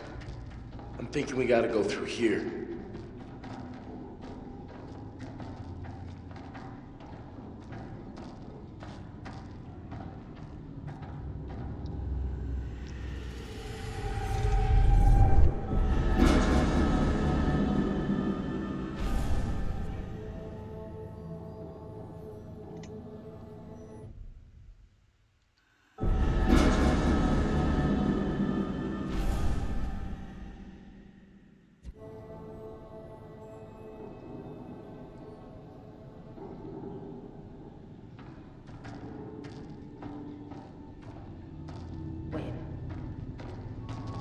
This isn't right. What? What? There's something in here with us. Didn't you? I mean, did you hear anything? I know I saw something. It was moving in the shadows. Rats. Probably just rats. That's all it was. Don't fucking laugh at me.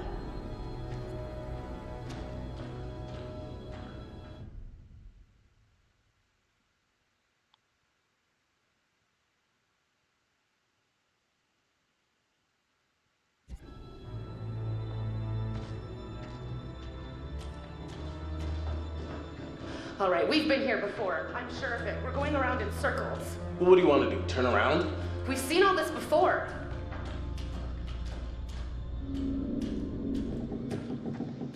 Okay, no. This isn't working for me. What? Gross caskets and crappy chapels. Not my scene, you know? There's no such thing as ghosts. Oh, ghosts? There are ghosts now? Well, no. There's no such thing as... Well, you know that, and I know that, but do the ghosts know that?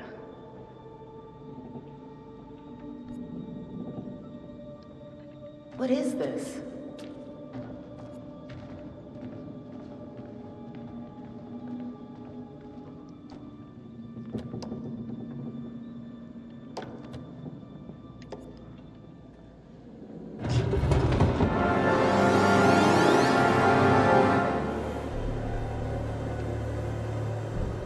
This was practically falling off anyway. You know what? Don't lie to me. Not even for my own good. Okay, that's enough for the Bone Buddies.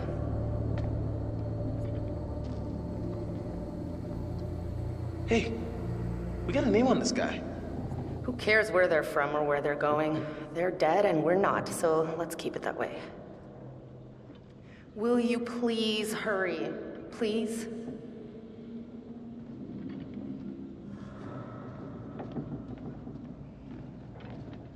Got some serious locks in these caskets.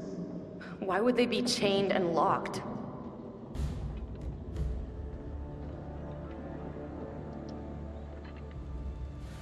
Look at this one. Like for a kid or something. I don't want to know. Let's get out of here.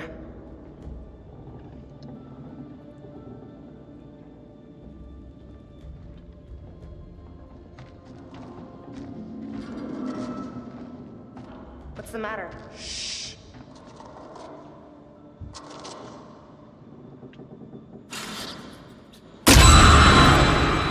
What is it?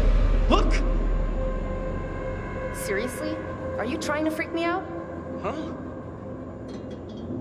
Can we just get out of here?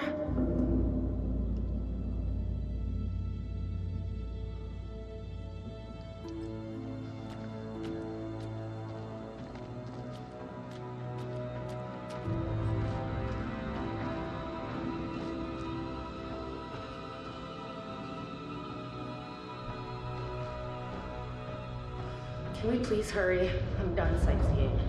Roger that. Oh, what the hell is making that sound? What sound? Whoa. Why so spick and span?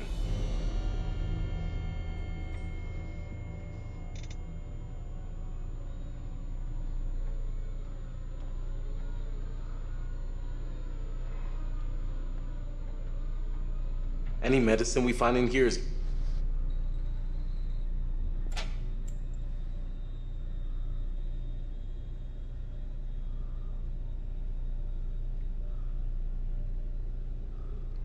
Aspirin. I got a lot of problems, but a headache ain't one. Oh, that better not be a veiled reference to me, mister.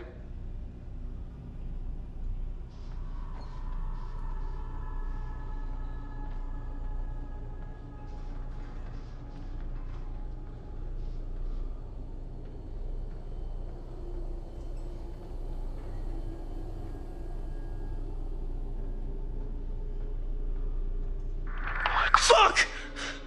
Hey, this is no time to be fucking around. I'm serious. I can't take it.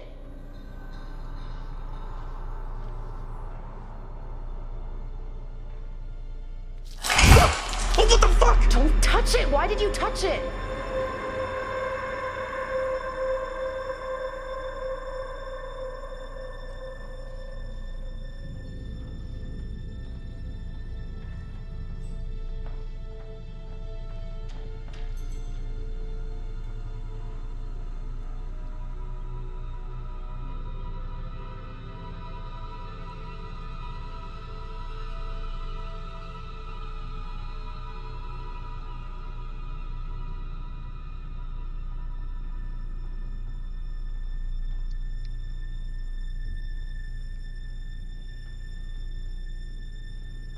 What the hell?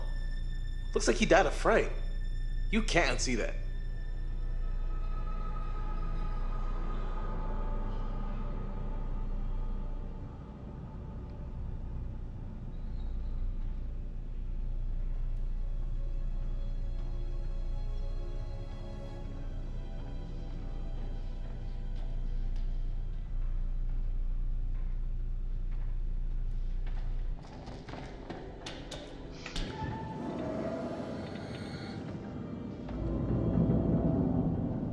This does not look remotely safe.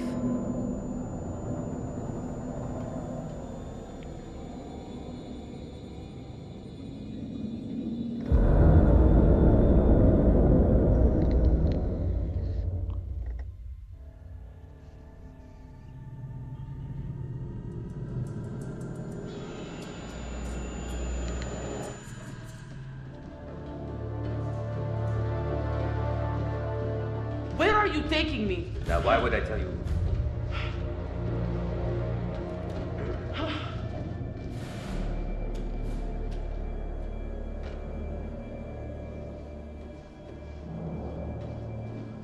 Tell me where we are going, damn it!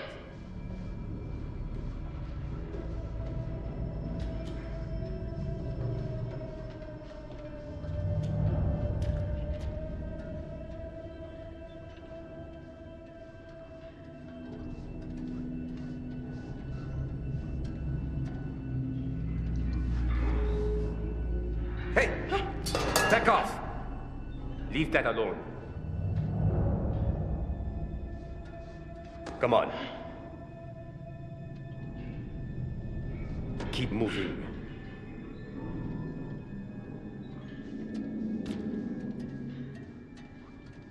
You don't even know what you're doing.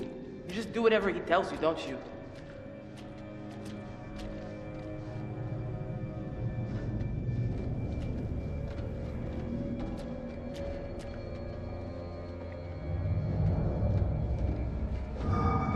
Stop.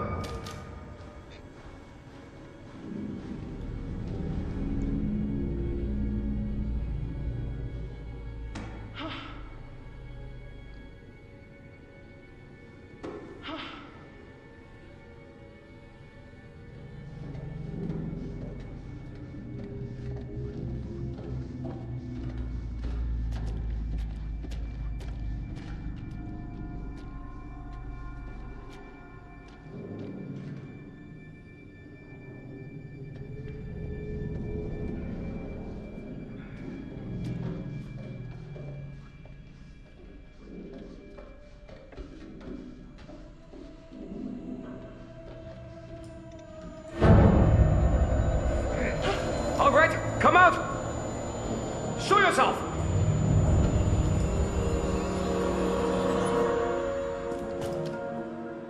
Damn it!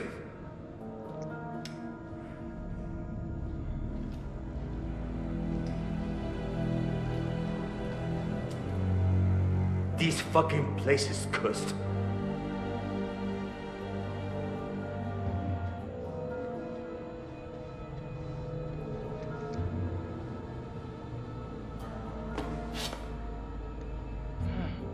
Look at this.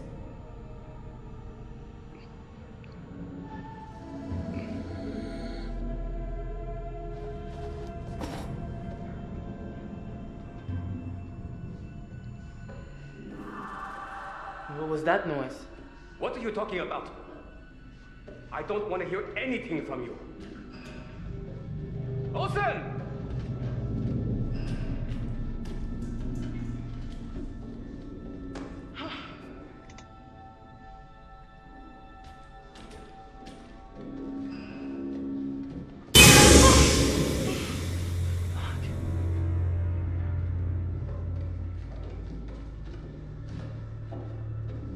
Please, you don't have to do this.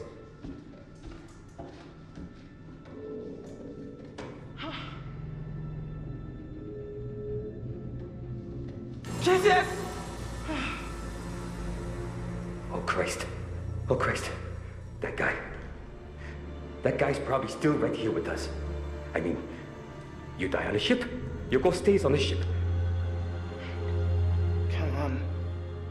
You have no idea what you're talking about.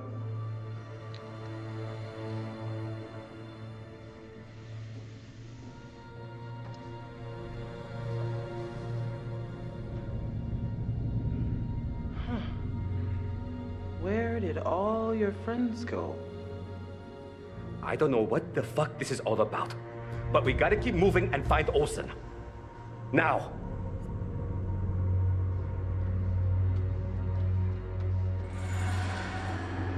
Olsen?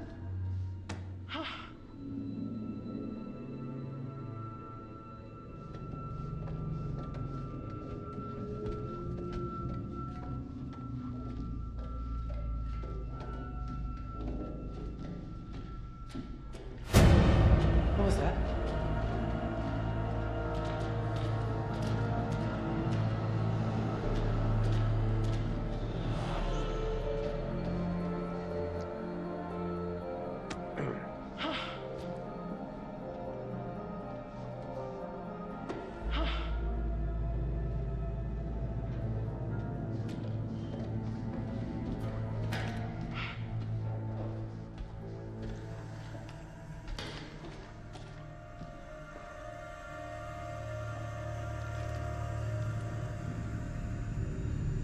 C'est quoi ce bordel?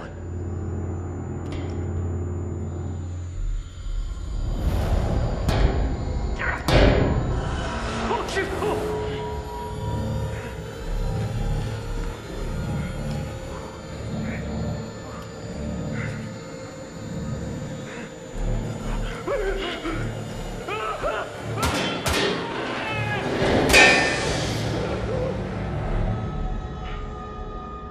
What the hell?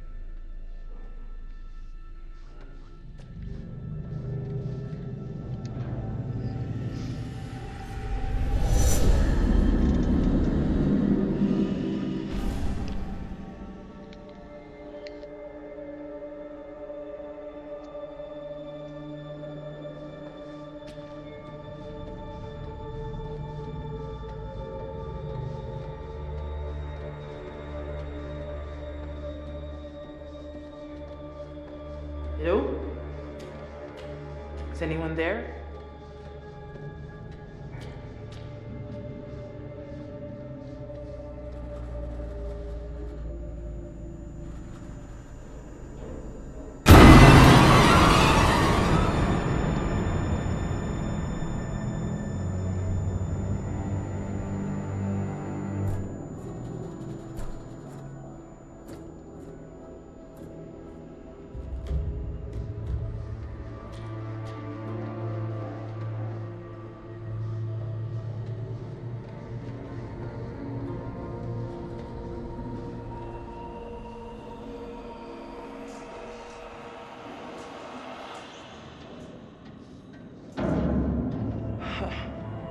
That can't be a good sign.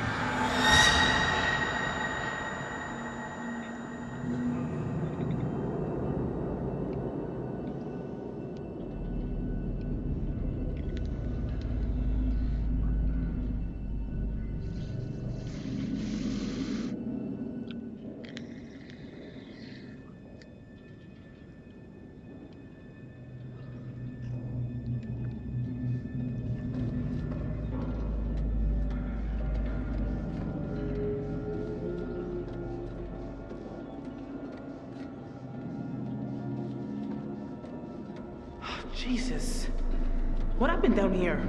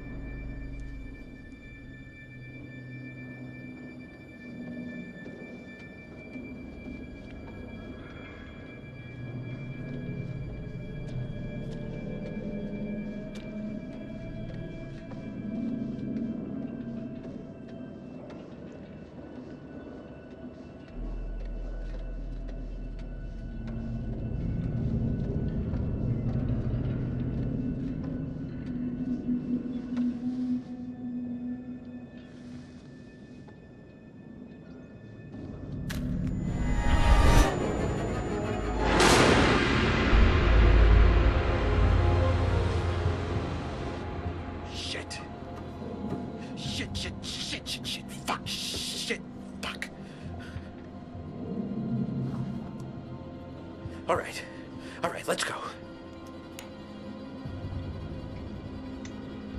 Buck up, you motherfucker, come on. Come on!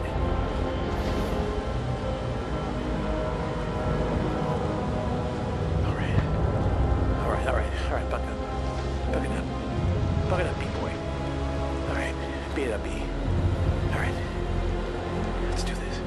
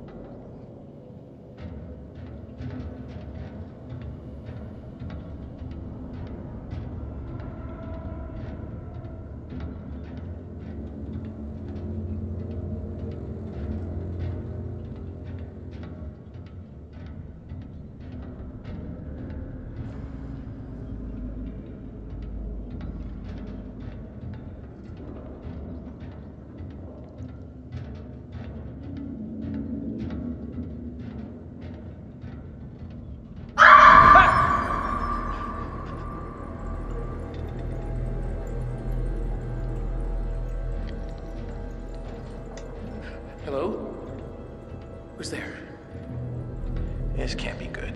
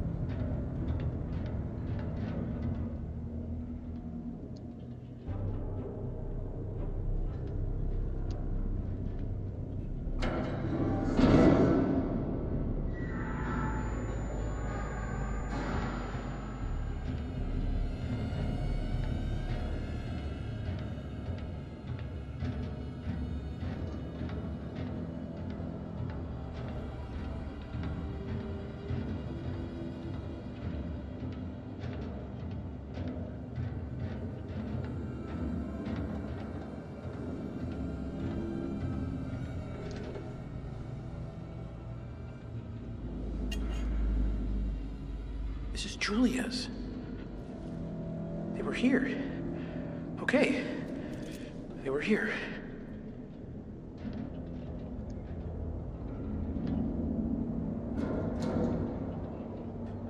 Nope.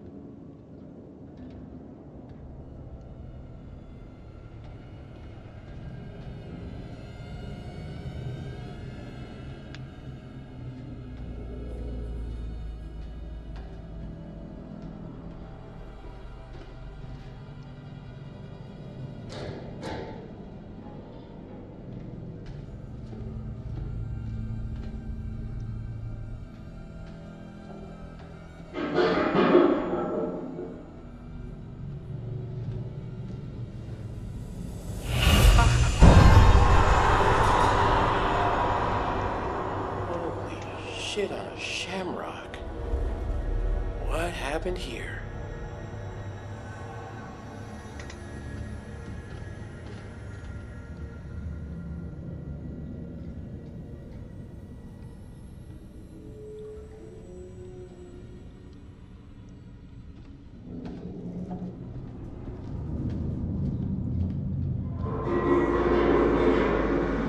Hello?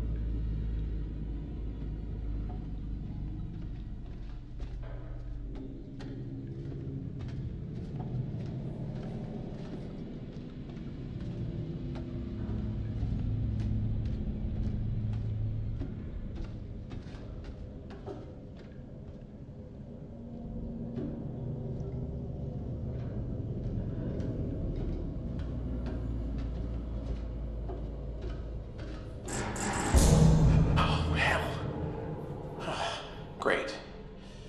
Perfect. Wonderful.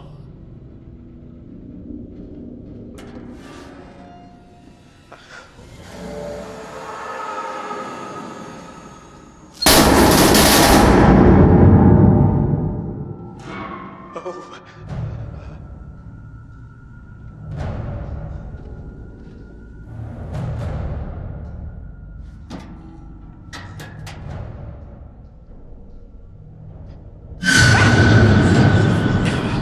Fuck this place.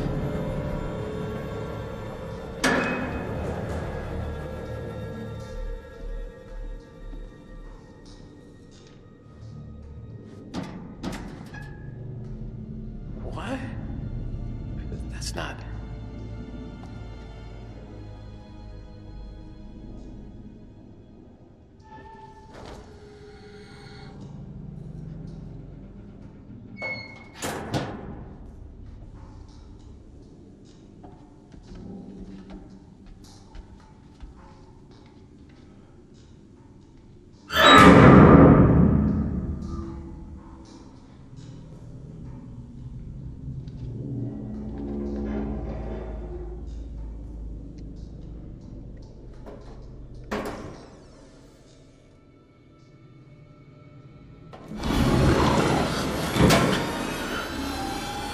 Give me a fucking break.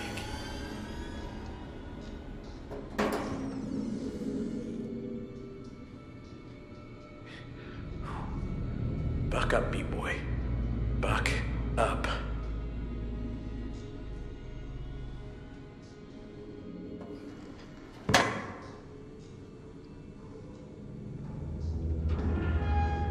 Ah.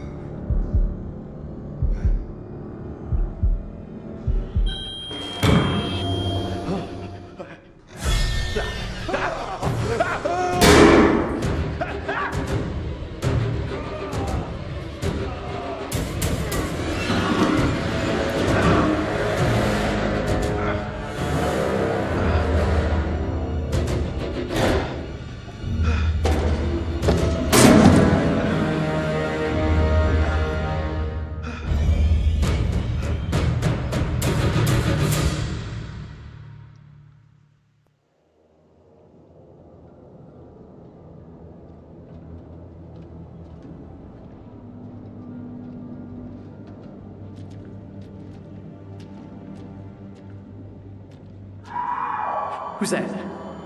Who's there? Get away!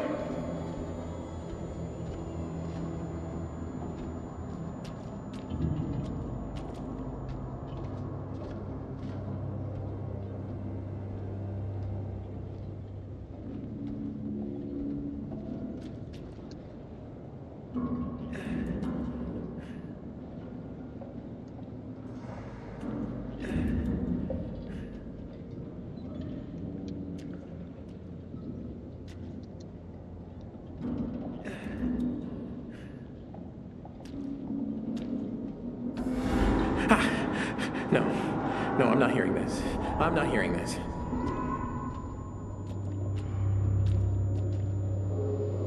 Alex? Julia?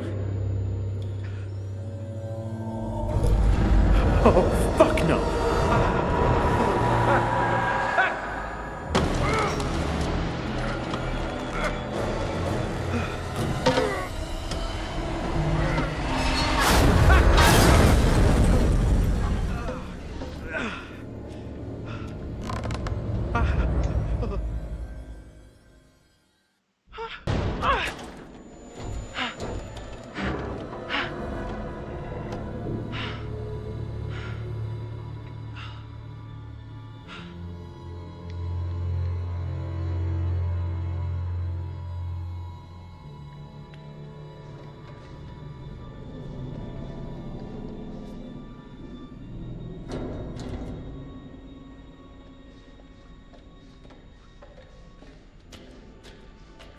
Are you sure?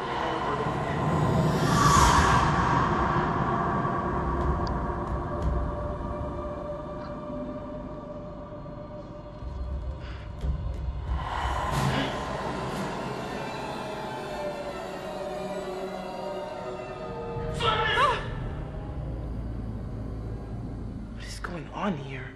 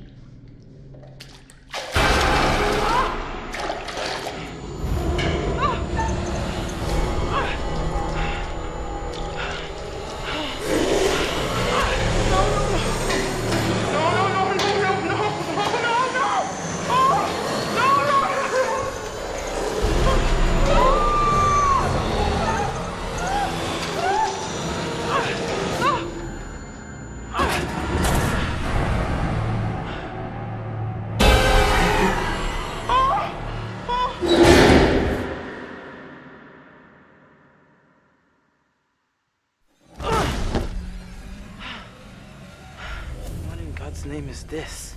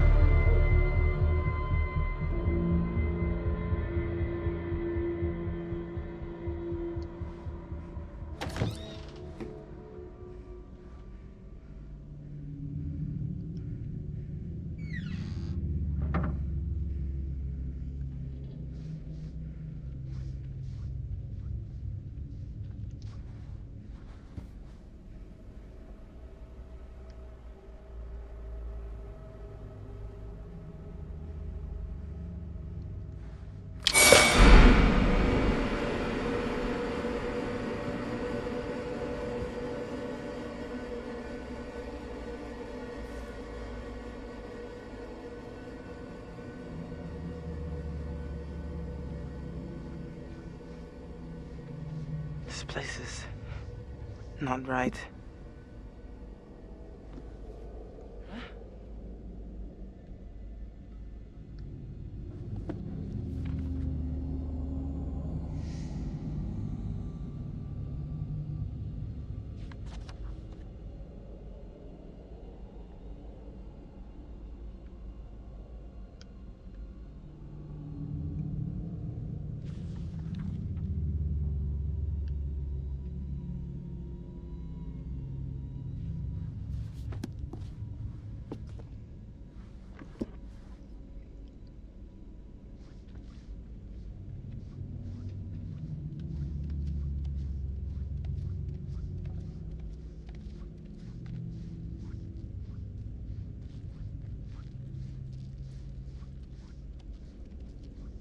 What is going on here?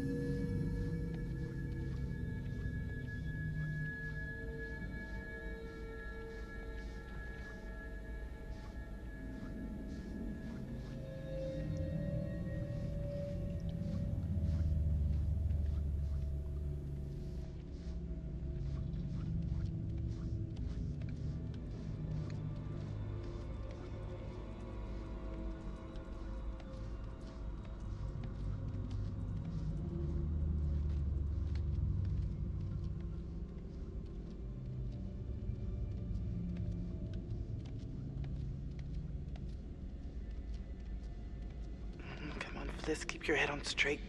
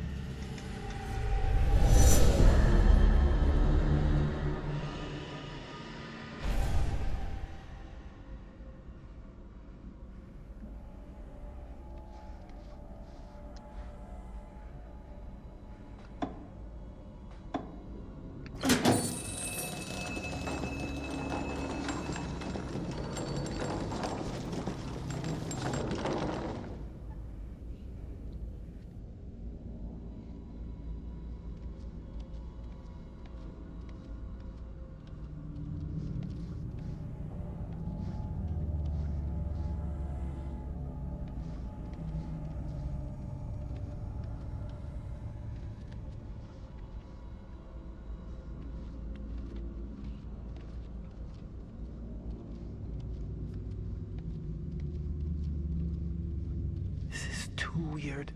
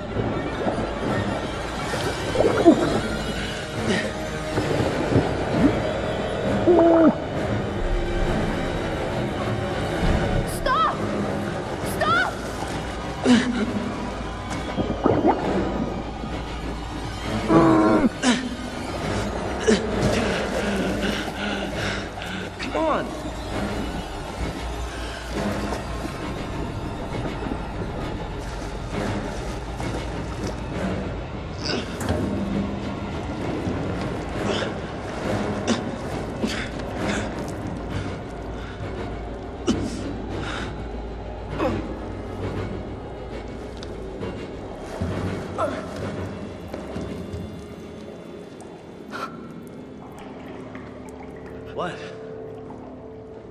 You okay?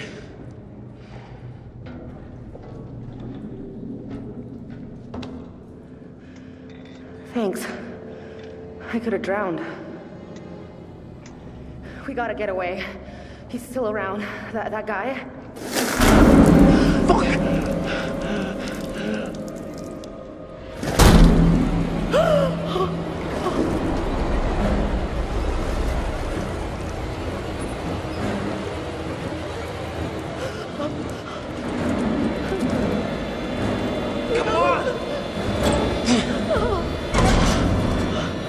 go.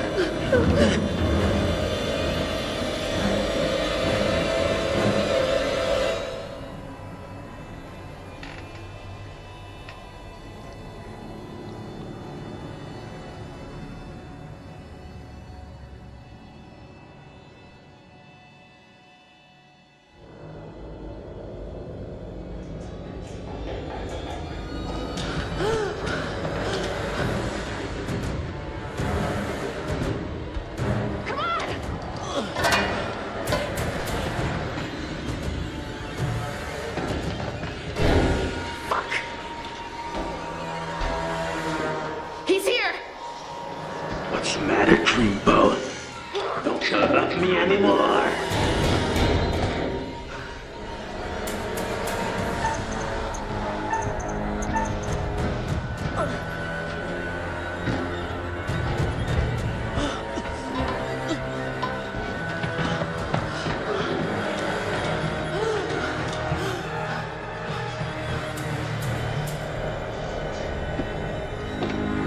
What does this mean? Does this mean we're over? Shit.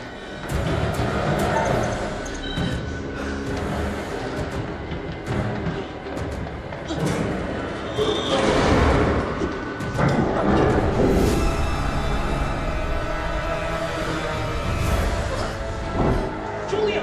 What the hell? Get it open!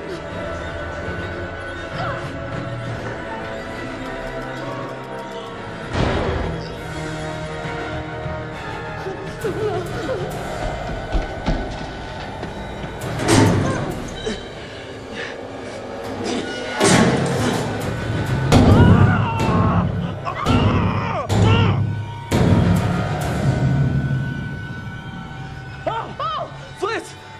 Oh, thank God. Yeah, it's me. Come on, let's go.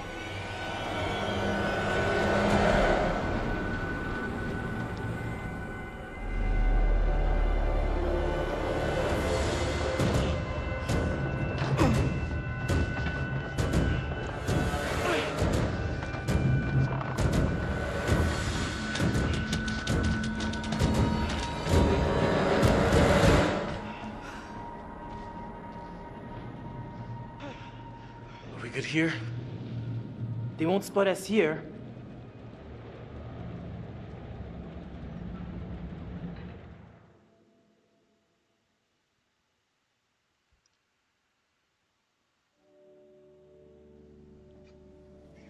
Oh, hello.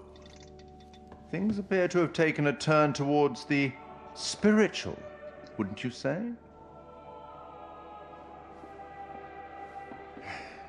Now you're one down.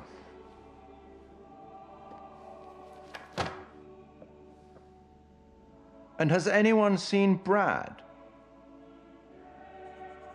Have you figured out what's going on? How to stop it? How to save the lives of your poor, unfortunate stowaways? You will, I hope. Although it seems the ship's previous occupants never managed to. Quite a lot of deaths that night. Let me help you out. Give you a little hint.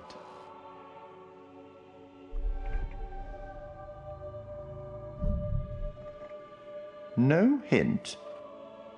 Perhaps you think you can piece things together from the clues you've found yourself. Good luck with that. Perhaps you've started to realize something.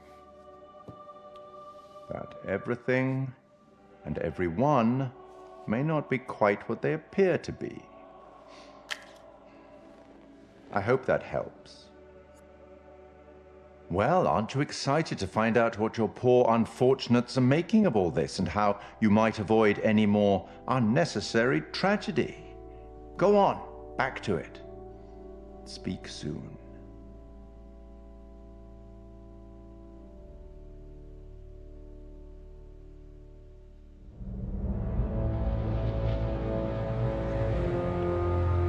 Did you happen to see Brad down there? My, brotherly instincts are going pretty crazy right now.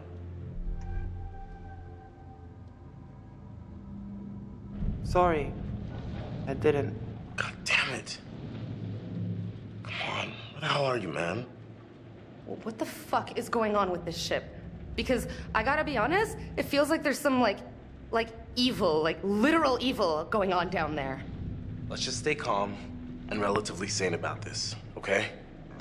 The stuff I saw, it's like there were these old soldiers, they were bodies, they were dead, but then they came alive and... That doesn't sound that crazy right about now.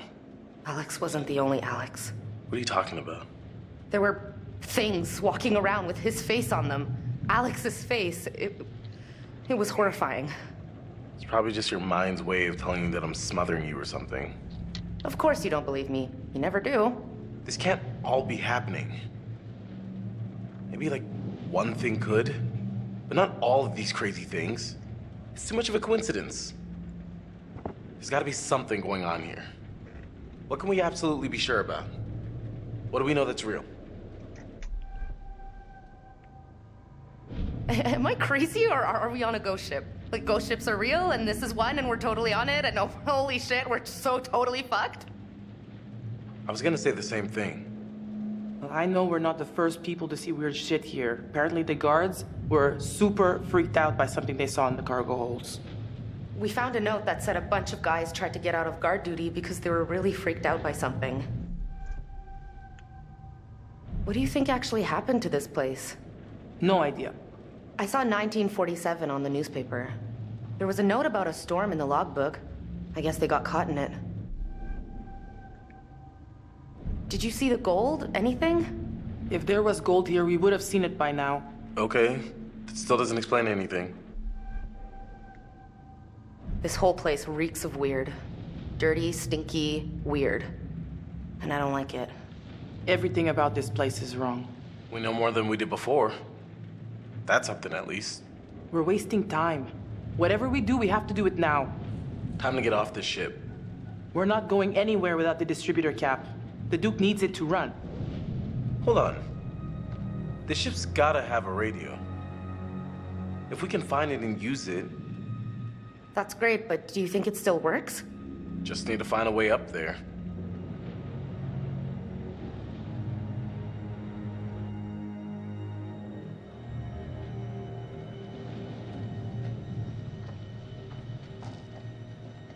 We gotta get off this damn ship. Yeah.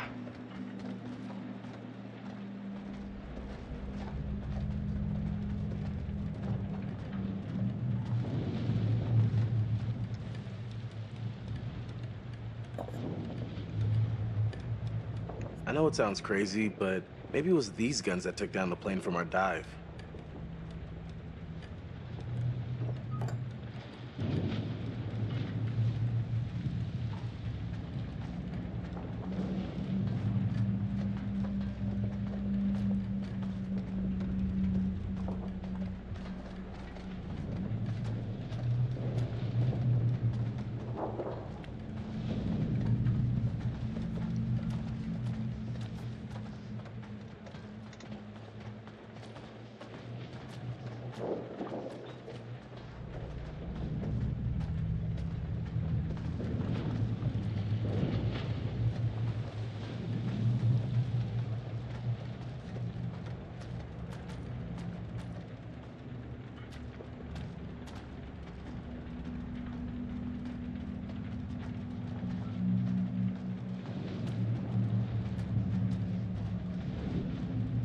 Find a way up?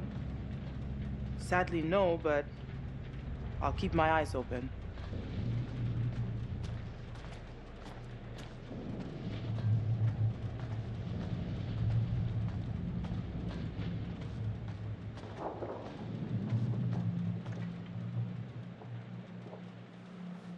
Hey, a little help over here.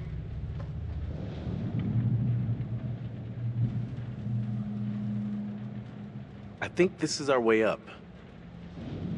Give me a lift.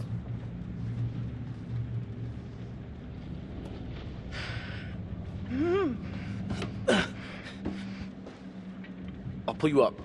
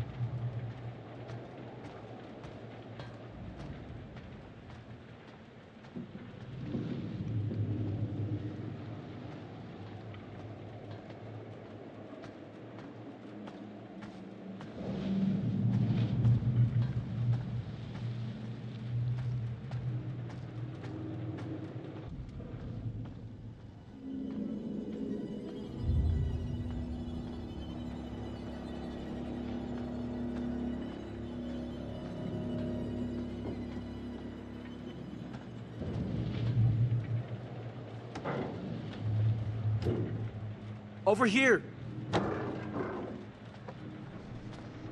Got a way through here.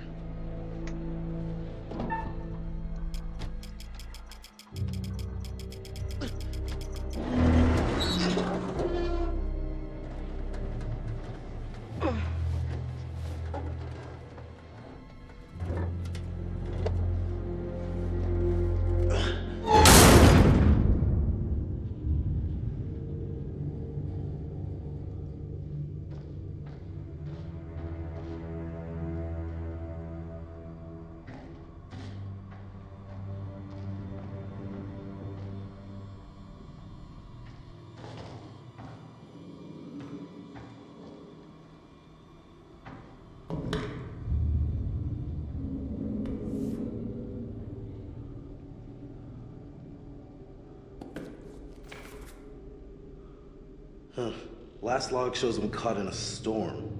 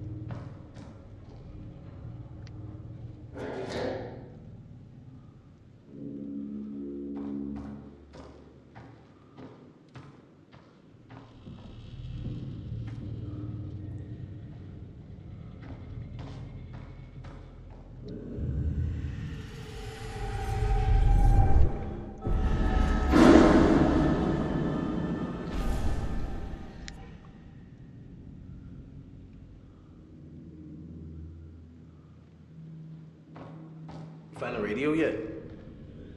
No, but there's gotta be a radio on this ship. There has to be.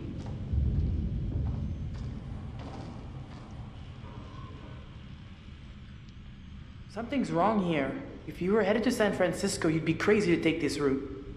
It's almost like they didn't want anyone to know they were coming. Like hide and seek out in the ocean?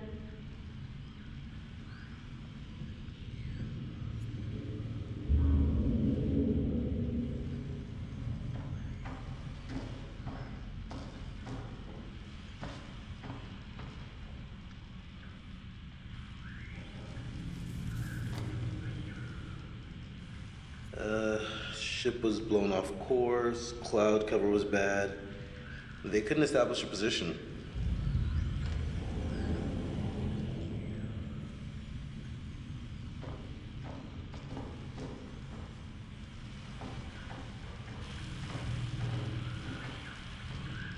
Take a look. No freaking way. This thing actually still works? Well, radio science hasn't changed much in 70 years, as long as there's power. I'll give it a whirl.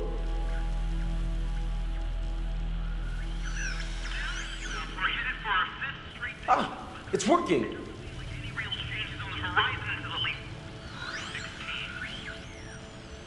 It's a number station.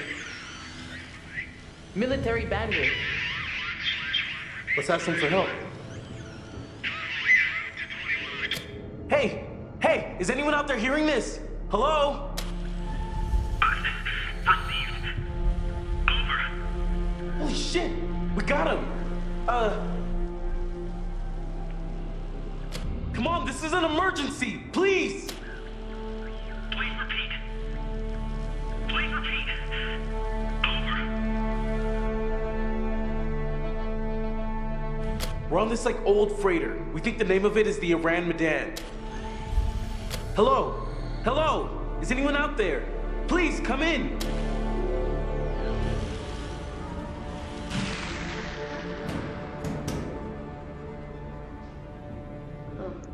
Look at this.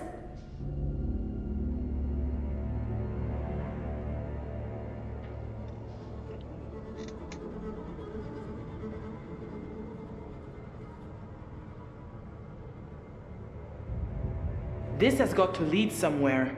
Maybe we can find a way to get the power back. We need to get that radio working. I think someone should wait here in case a message comes through. I'll go, obviously. I'm coming too. Hey, what? Julia, no. You're not my bodyguard. I can take care of myself. I'm still the captain of something, and the captain's telling you that I'm going too. All right. You and me, Fliss.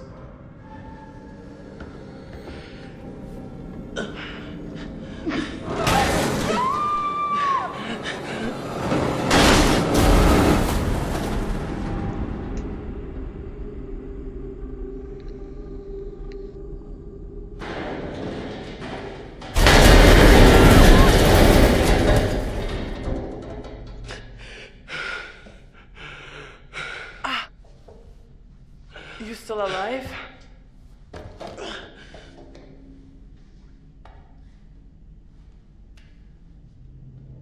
You guys okay?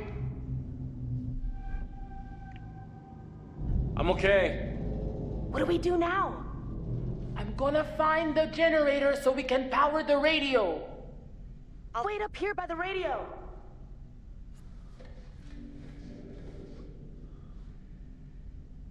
Hey.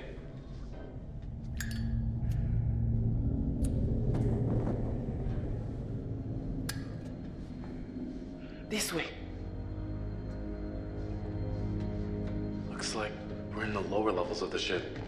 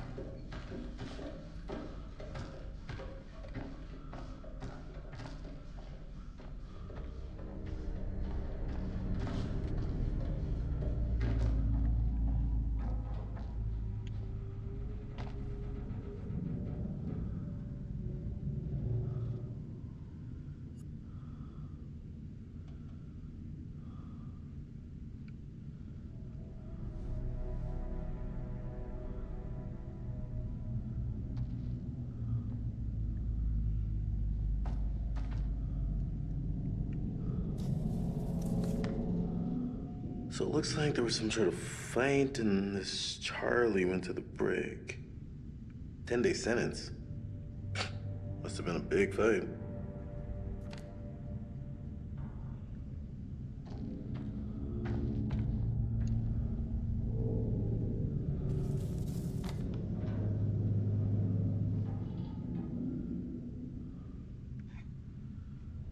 Someone named Joe was in the sick bay.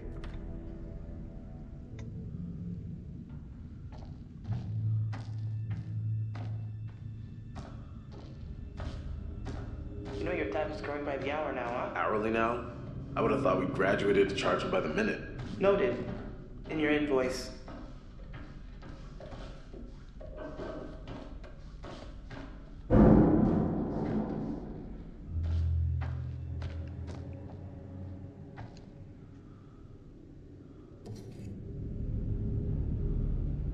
Might have been the son of someone on board.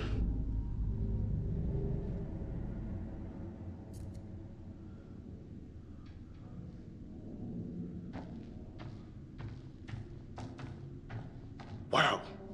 Jesus.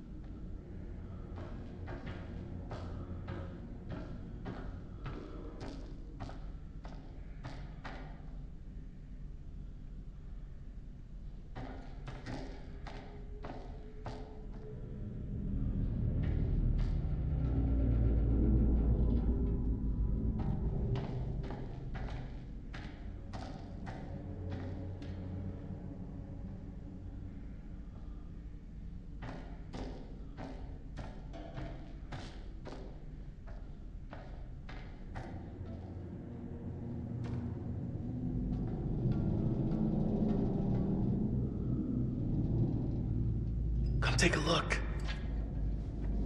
Look, down there. I think that's the engine room. You're right. Let's go down there.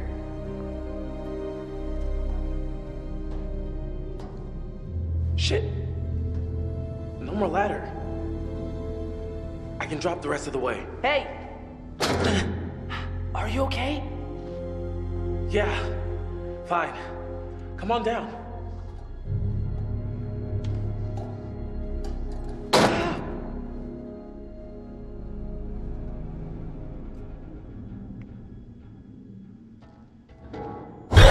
Fuck! God damn it! What? You didn't fucking see that? Right. No.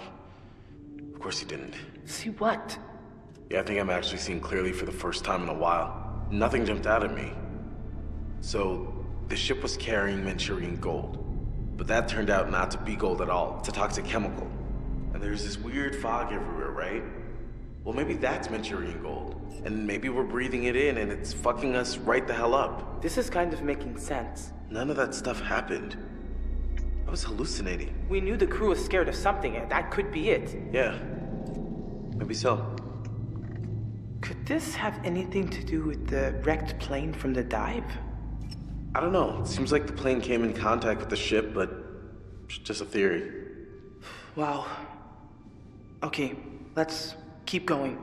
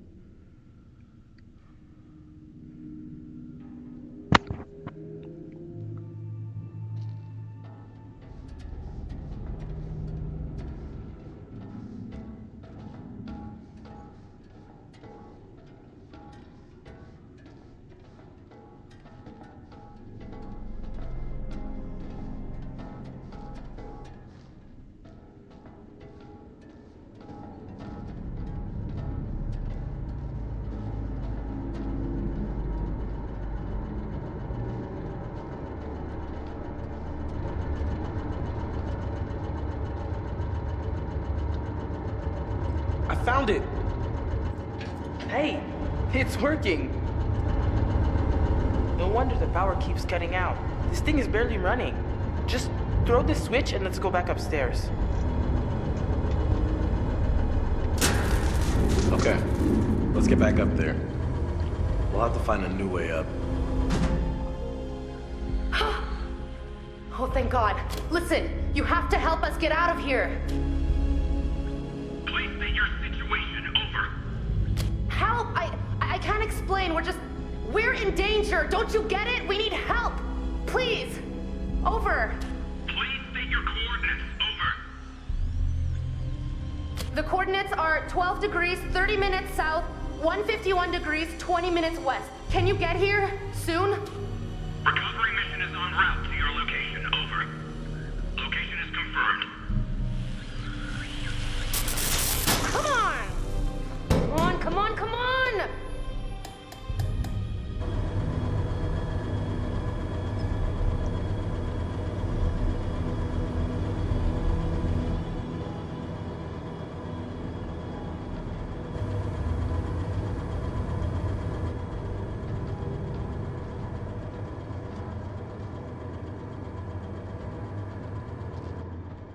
Hey, look at this. The rebreather. I bet the fisherman brought it from the Duke. You think it still works? It's got maybe a few minutes of air left. Worth taking with us? It's gonna slow us down. No, forget it. It's too heavy to drag along with us. No, we should take it. Parts of the ship are completely underwater. Salaud! Je sais ce que t'essaies de faire! De quoi tu parles, Tu veux me Roger? tuer? Hein? Mais c'est moi qui vais te tuer! Dis-moi seulement où est ce putain d'or! T'as perdu la tête ou quoi? Non. Je t'en prie. Non! Je t'ai dit de la fermer, sale menteur! Ferme ta gueule de merde! Tu dis n'importe quoi! Tout ce que tu racontes, c'est des conneries! Alors, ferme ta sale gueule de merde! Écoute. Écoute-moi. Non. Fais pas ça! Ta gueule! Ah! Je t'avais dit de fermer ta gueule!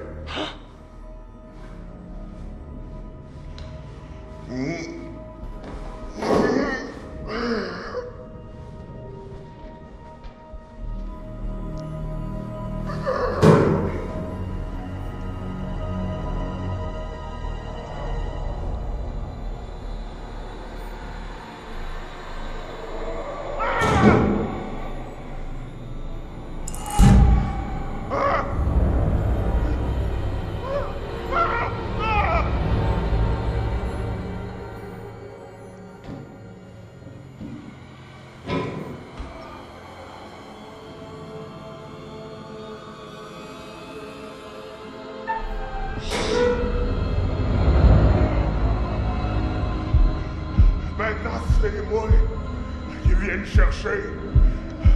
Les esprits des morts viennent me chercher. Je vous attends, bande d'enculés. Ah!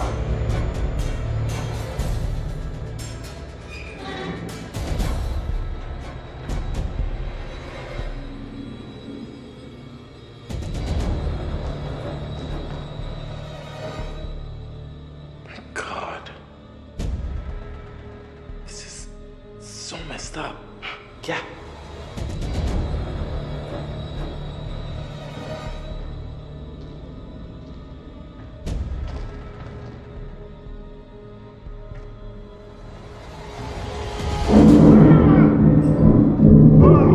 Shit, he's coming.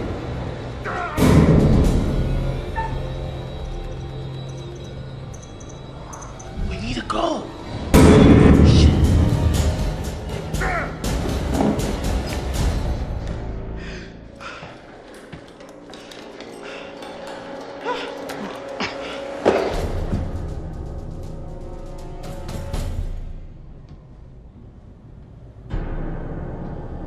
There's no use hiding, you little fucks. What's the problem with sharing all that gold, eh? There must be plenty of that to go around, more than enough. And we're all in this together, right?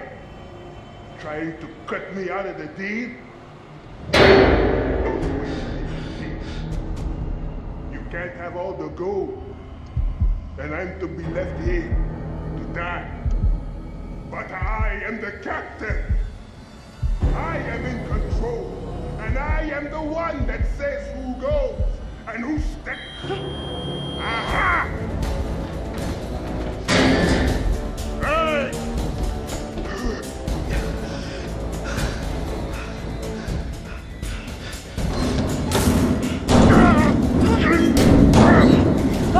Lock it!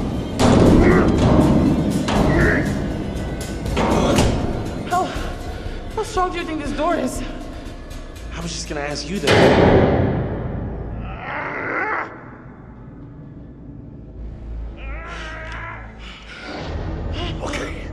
Okay. None of you move. None of you go all changing on me now. Turn around. Slow. Real slow. Okay. All right. Not changing. None of that. Raise your hands up. Slow. No, not like that. I said no changing. Whoa, listen. Listen to me. We have no fight with you. We all just want to get out of here safely. You understand? I'm sorry, but if you're breathing, then you don't got much of a choice in the matter. You don't got a say. Ah! Not again! It's all gone changing on me! What? What's changing? Stay away! Stay back from the mist! Hey! There's no mist, man! Don't breathe it! Don't breathe the mist! Wait, What is this mist? What does it do? It's life. Bringing things to life that shouldn't be alive. It's inside now. Inside with us now. You need to slow down. Stop! Stop! It's in one of us, isn't it? Put the gun down now! Why would you say that? Why are you telling me what to do? Yeah, you breathed in the mist. It's happening. I can feel it.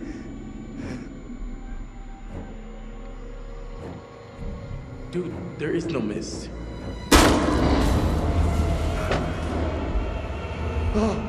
Ah! No! No! No!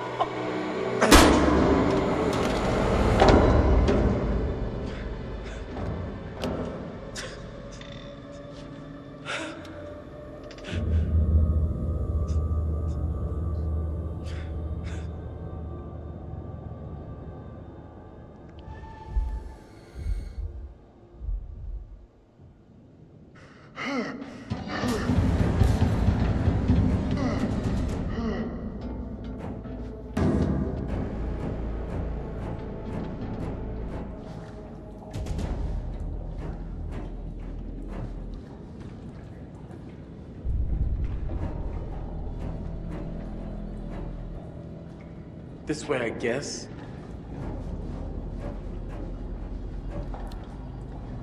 Oh, come on! This is like that fucking movie with the ship and the water. Way less dancing. God damn it. Don't I get a stunt double at least?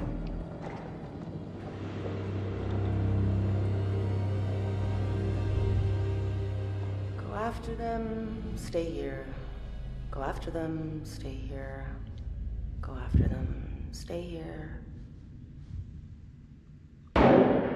Guys! Shout if you're okay! Shit. I'm coming!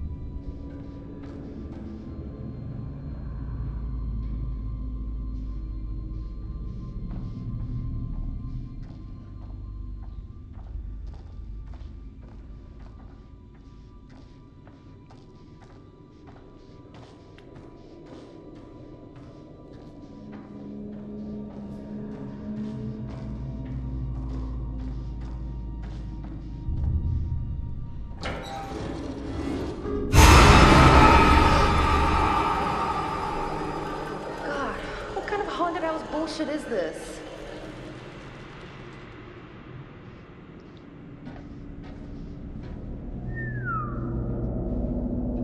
The hell is this place used for?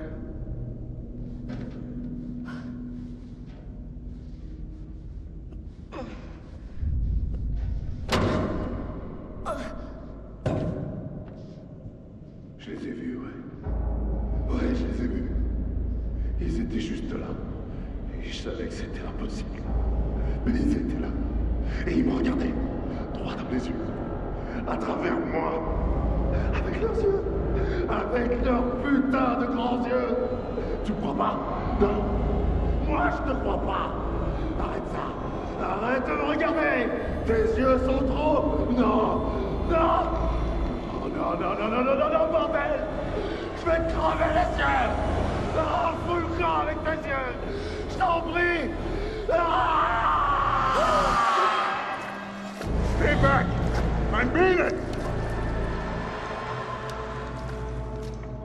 Chill. Okay, chill. Nobody needs to get hurt.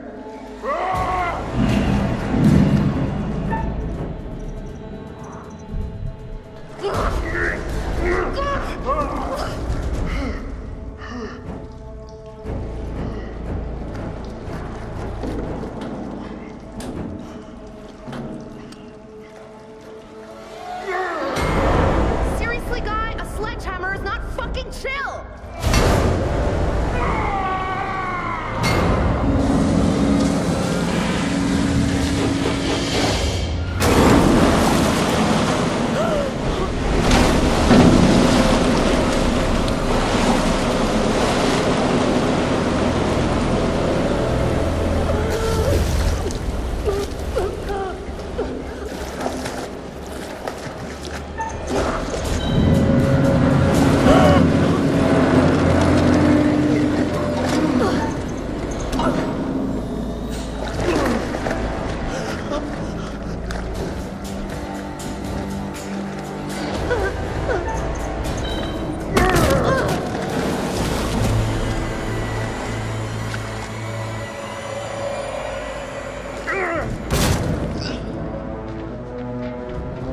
Get out of there! Come on!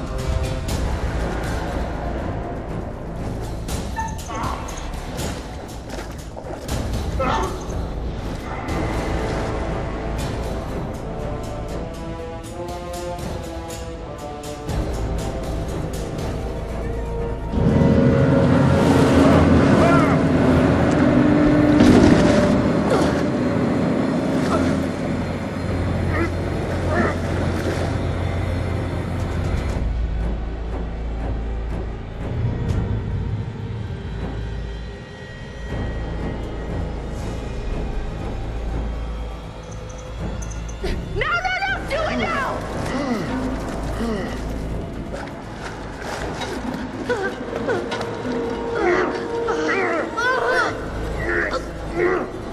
You gotta get out now! Now!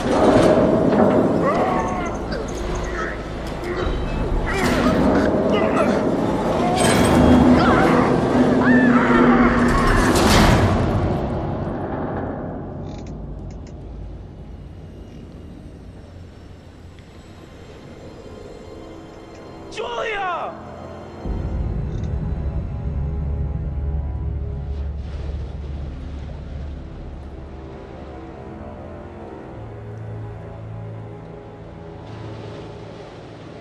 No! No!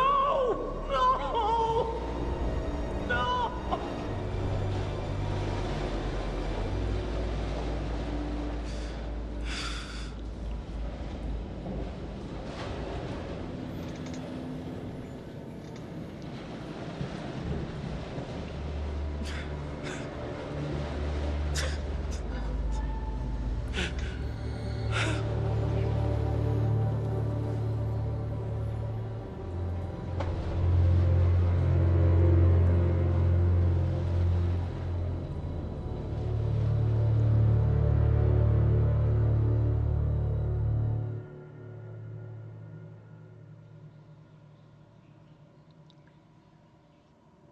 Hello?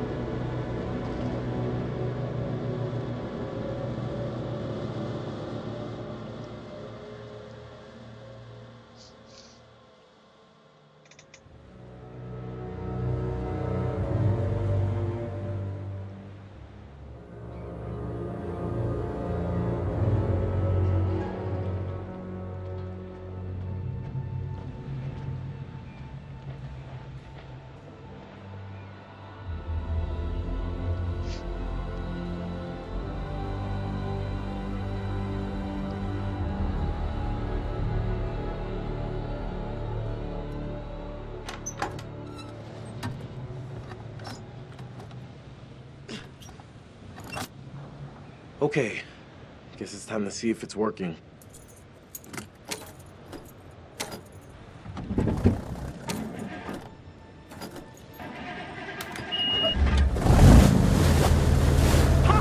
Yes!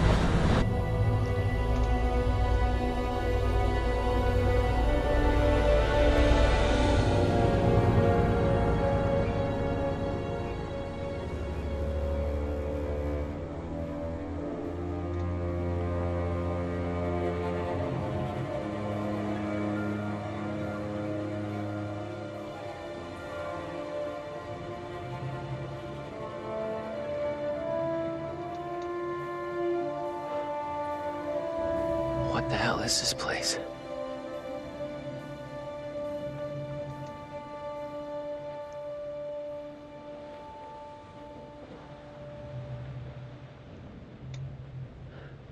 Is it abandoned? Hello? Alex, Julia! Are you guys here?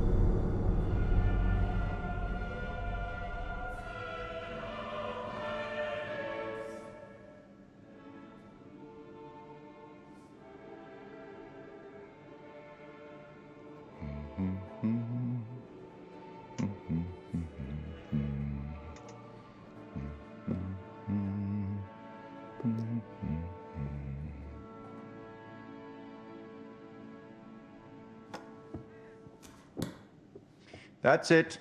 Game over. You're done. For now, at least. You could always try again, see if you can't do better next time around. Not a very happy ending. Or maybe it is.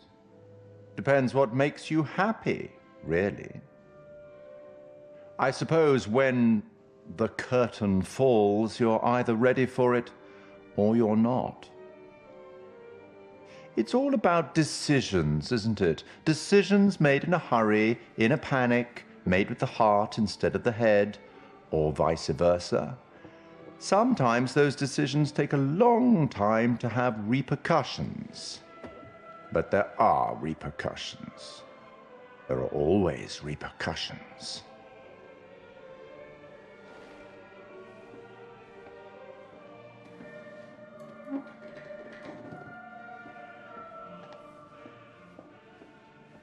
Till we meet again. Maybe in Little Hope, maybe somewhere else. But be certain, we will meet again. It's inevitable.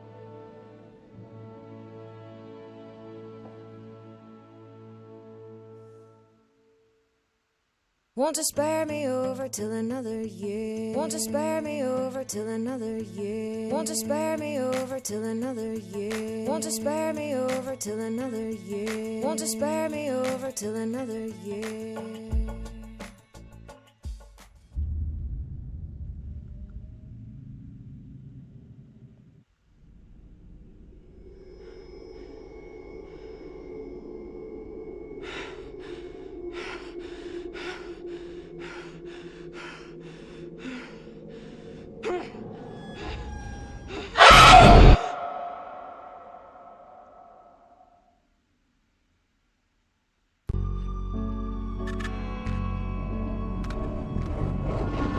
just saw someone in the woods.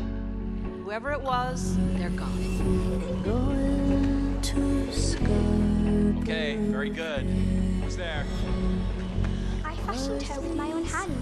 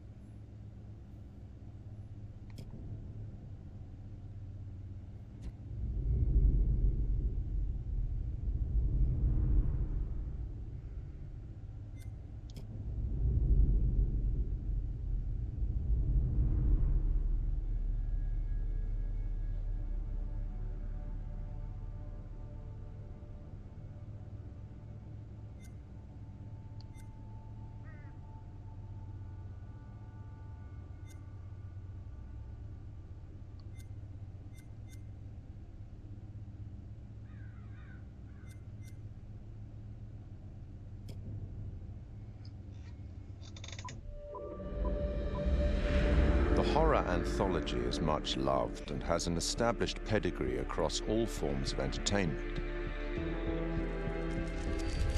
From Twice Told Tales by Nathaniel Hawthorne in 1837 to Clive Barker's Books of Blood in the mid-80s, and with the likes of Blackwood, Poe, and Lovecraft in between, short story horror writing has long been a popular format. Largely regarded as the first published horror anthology, Twice Told Tales is a collection of mostly previously published stories from The Token, an annual illustrated gift book published in Boston. The author of Twice Told Tales, Nathaniel Hawthorne, was born on July the 4th, 1804, in Salem, Massachusetts. His great-great-grandfather was John Haythorne, a Puritan, and one of the judges who presided at the Salem witch trials of 1692. In 1842, Edgar Allan Poe reviewed Twice Told Tales for Graham's magazine, concluding that Hawthorne was a man of indisputable genius. By this time, Poe, also from the state of Massachusetts, had already written his own collection of short stories for publication. This collection, titled Tales of the Grotesque and Arabesque, was published in 2 volumes in 1839. The horror anthology had become a recognized format, and after also writing many short stories for newspapers and magazines, Algernon and Blackwood's first publication, The Empty House and Other Ghost Stories, was released in 1906. Blackwood went on to write such classics as The Willows and The Wendigo, which was first published in another anthology, The Lost Valley and Other Stories, in 1910. Fast forward 74 years to 1984 and the first publication of Books of Blood.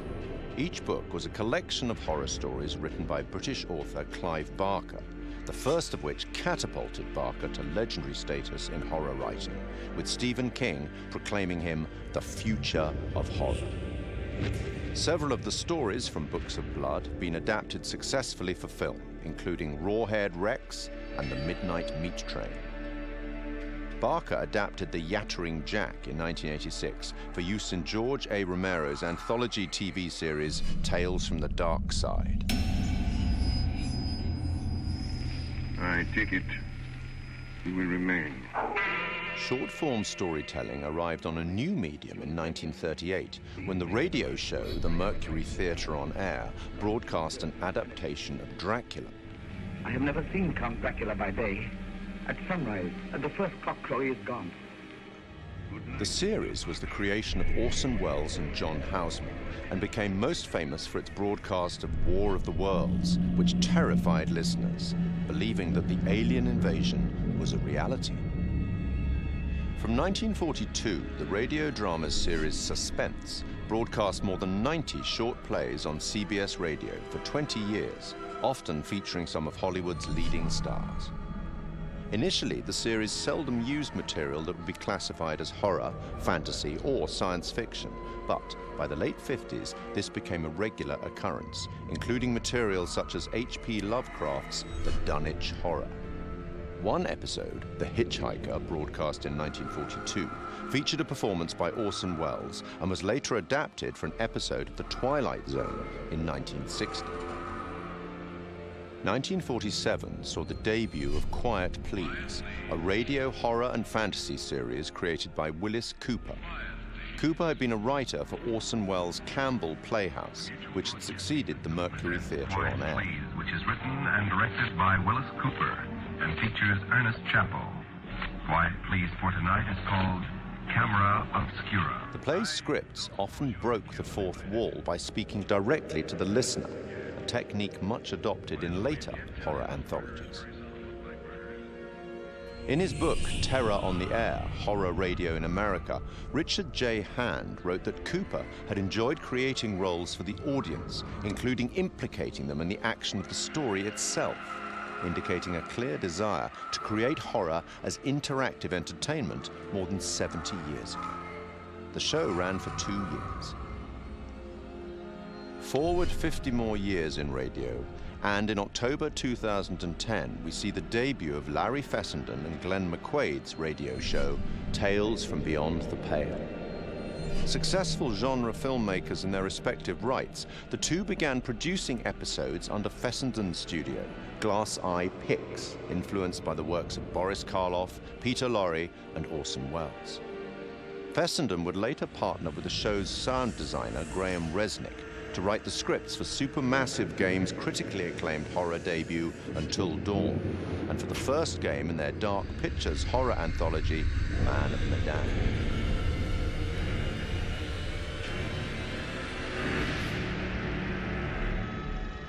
In film and TV, short-format horror has been successfully represented many times since The Twilight Zone in 1959. Created and presented by Rod Serling, The Twilight Zone ran for 5 seasons on CBS from 1959 to 1964. Each show was a standalone story featuring characters faced by surreal and often disturbing events.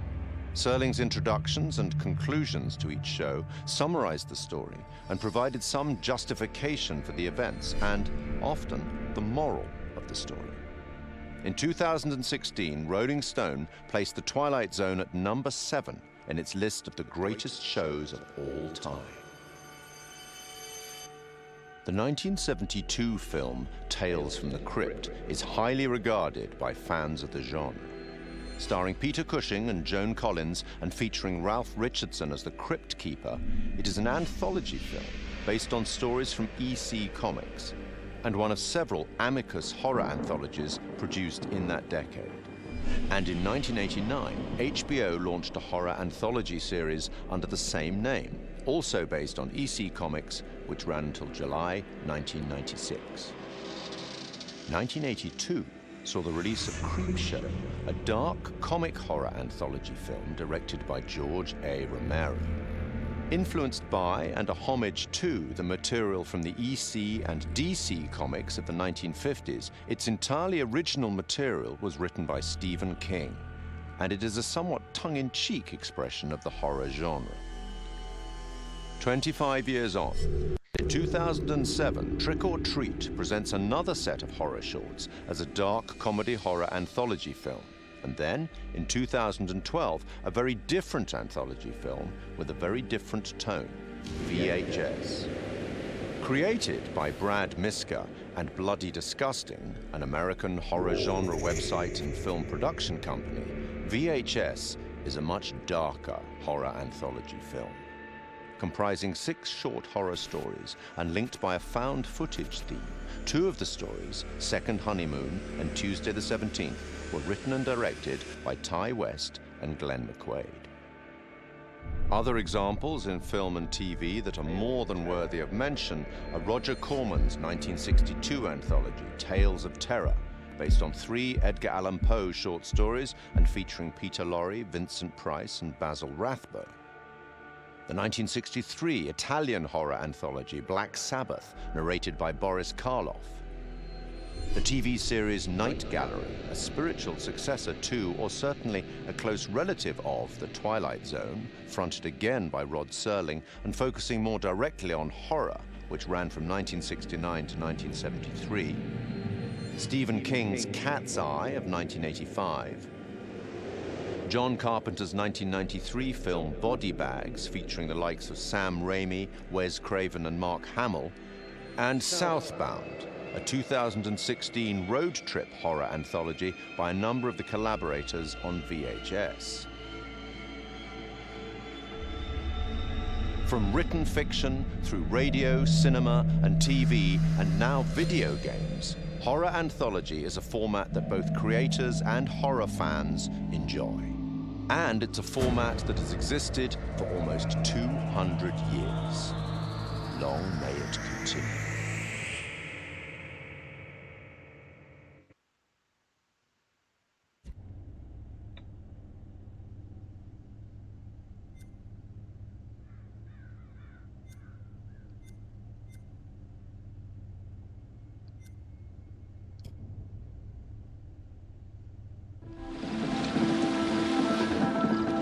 Hey. What's up, man? Conrad. Good to finally meet you, Conrad. This is Brad, by the way, my little bro. Hey, man. Want to crack a cold one with me? In The Man of Medan, I play a character named Conrad. And I think initially when we find Conrad, he is a sort of entitled guy, a wealthy American who's on vacation. Where's the old crust bucket skipper anyhow? He's an adventurous guy. He lives off the cuff. He does what he wants. I'd invite you to make yourselves at home, but, And I think that's kind of fun to play as an actor. He has no censor, he's no filter. So whatever circumstance he's put into, you know exactly how Conrad feels. And so it was kind of fun performance to start out being brash, kind of a silly guy, and just jump in and have fun with that. So is everybody on board and ready to go? You're selling, I'm buying. I think Conrad and I have some similarities. I think the sense of humor and the sense of fun are similar between Conrad and I, but I will say that he's a little more aggressive and a little more outlandish than I am. Guys, look, I think we gotta listen to our experienced, beautiful, smart, and beautiful captain here. If she says we should do things Connie, the right... please, I didn't bring you on this trip to get laid. Wait, what? I think Conrad's the kind of guy that I would like to be at a party with. You know, I'd like to have a barbecue and drink some beers with him. I don't know that Conrad and I would be best friends. I think we'd butt heads a little bit. Right on, Bradical. I like the cut of your ship. It's jib. Don't ruin it. I think the scenes that I've had the most fun with so far are basically when Conrad is going absolutely crazy. I don't want to give too much away, but there's a scene where these sort of fishermen interact with our divers, with our core crew here, and he's just a bit of an asshole. Hey, we got damage here, you see this? We can take care of this, man. It's not a problem. I mean, what do you think, like $10 cover it? Oh, whoops, my bad. Let's make it 20. Okay. Hold on, I got this. Well, shoot, you think it's more like 30? I can do 30. All right. You drive a hard bargain, but I'm with you. Here, you know what? Let's just throw in the whole pot. That's yours. You go ahead. Let's go. No! He's just got an attitude. He's brash. These people are messing with his group, and he just kind of lets loose and talks trash to them. And as a guy who would never do that in real life, it's a lot of fun to just kind of let Conrad flow, say whatever he wants. You are an idiot. They left, didn't they? That doesn't make you any less of an idiot. You know, the only thing funnier than seeing you try to buy your way out of that situation is watching you put your money to waste. Got a smile out of you. Worth every penny. I cut. One of the most interesting and one of the key moments that sticks out for me is Conrad's decision in the first act of the game, either to stay with the group or potentially just take off. Storm's 8 miles away. We came here on a boat. Maybe we can take it. Yeah. Yeah, it's a speedboat. I can get out through the window. We gotta break these off first. Too loud. They'll hear it. We're gonna break them during the thunder. Good call. Don't leave us here, okay? And I think, again, this is what's interesting. Depending on how the player sculpts the story, Conrad can become a coward, essentially, and desert his friends and his family, or become a hero and stay. These fuckers need to pay. So that, to me, is very, very interesting. Two very human choices, and depending on how our player decides to live with these characters, can totally change the outcome of the game. So I think that I enjoy when Conrad makes the heroic choice and gets to stick around. He obviously gets to see more of the adventure, but it's just as possible that he tries to save his own life and takes off. Whew, wow, that was intense. That's one way to put it. You got a better way to put it? All the characters do have very strong personalities and drives. Leave! I think Conrad is the instigator. Good news, bad news. Bad news? I don't see how this could get any worse. I think he is the one that really starts the confrontation with the fishermen. These are kind of maybe the fishermen I pissed off earlier. Oh, god damn it, Conrad. Great, just great. And the good news? So I think in a lot of ways, Conrad is there to stir the pot and create drama. I recognize them. How was that good news? I thought you were gonna ask the good news first. You're such an idiot, Jesus. Do I prefer playing the good guy or the bad guy? I think that there's fun in both. To be honest, I don't get to play the bad guy as much as I get to play the good guy, so I think I relish those moments where I get to play the darker side of things. But I think every good hero has that balance, has that dark side. I think a good guy who only is doing good things is kind of boring. You just had to piss them off, didn't you? So I think that there's elements of both sides in both characters. And the best villains are the villains that don't think they're doing anything wrong. Their motivation is not like, oh, I'm a mustache-twirling bad guy. It's like, no, they're doing what's right for them. It just happens to be against what most people think is the right thing to do. If I can't shoot them as payback, at least I could give them a nice jab with a sharp knife. Because I'd had some experience working with motion capture and games before, this experience was much easier for me coming right in. I didn't feel like I was jumping into the deep end. What I really like is that all the actors are constantly there all the time. There's the ability to work off each other without the pressure of specific lighting and marks. There's a freedom to that I really, really enjoy. It's been really good. It's been very kind of a free experience as far as like motion capture performance. You got a funny way of saying thank you, Conrad. You're a piece of work, Conrad. I'm not all work, I'm a little play, too. Hashtag wink.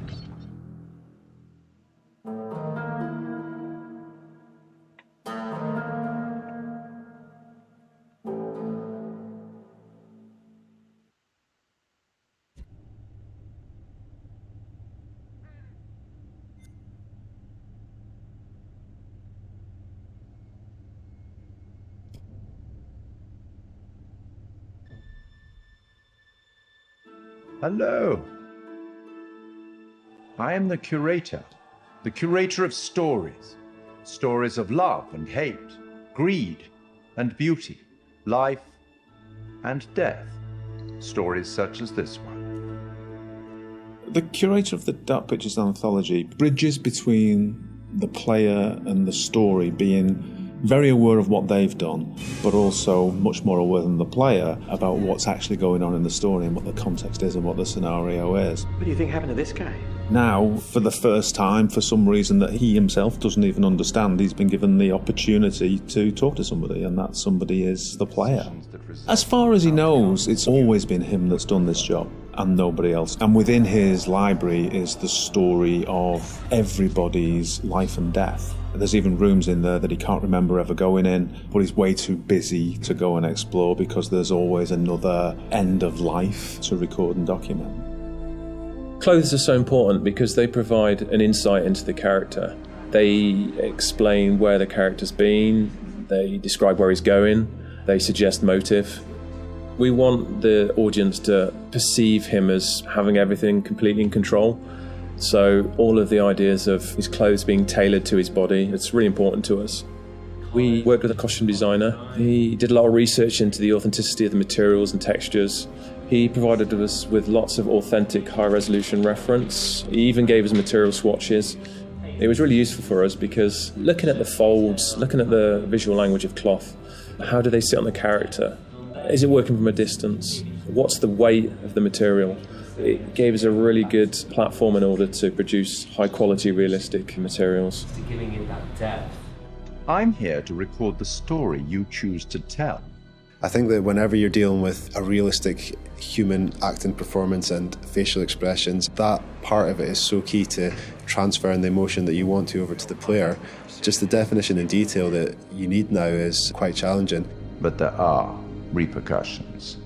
In terms of cameras, it's quite interesting as well because we've talked a little bit before about how we use skewed angles, upshots, tilts and all that kind of thing to create this feeling of unease and anxiety in the horror moments. And for the curator, it was quite the opposite actually. He's very much in control and he knows everything about the game you're playing and he's very much at home in his own environment. So we took the approach to have a lot more flattering shots, a lot more level shots. You look at him at a natural height. You're never like below or above him and it creates this veneer of control. It's almost like it's very straightforward and he's just delivering you these statements. You see, we each make decisions according to our own moral compass. And of course he's British.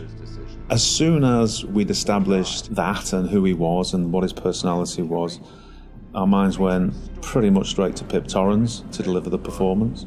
And Pip's done a brilliant job bringing everything that we wanted in the curator to life on the screen. And pretty much everything that we shot was nailed on first take by Pip. But the truth of this story isn't fixed. Far from it. A story can change a great deal when told from a different perspective. One thing that was really important for us with the art direction was to somehow differentiate him from the rest of the game that you're experiencing. And with that we could make a really interesting contrast because as the player you might be experiencing all this horror, all this craziness, and all of a sudden you're taken out to quite a different and quite an unusual place.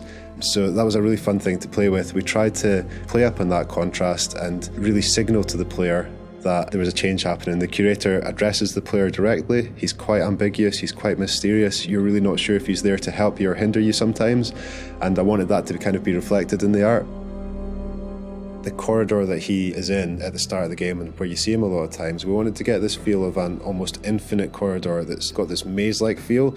It's not a set-out space that you automatically understand as a viewer when you see it. You're not sure how long it goes on, how many paths there are, how much of a maze this corridor is. So to light that, we wanted to get this feel where there's not markers that tell you this is where you are right now in the corridor, you've been here before, just to increase that feeling of not being fully aware of your surroundings and add to the mystery of the scene. And then he goes into his repository, which is a huge vault of books and secrets, with his main desk right in the middle. He's got large windows for light, a skylight above that would also let a lot of light in, a mezzanine floor, a marble fireplace, classical, opulent, sophisticated. The central feature of the repository is the curator's desk. So we researched how that might look and wanted to make it look a big, substantial piece of furniture. We added a lot of scroll work and detail to the front and rear. All of the things that you'd expect, the brass fittings for the drawers. There's quite a lot of detail went into that, and we thought we might be seeing that quite close as well again. So in the end, it fits nicely within its environment. It references some of the Victorian era detail that you might see on a piece like that.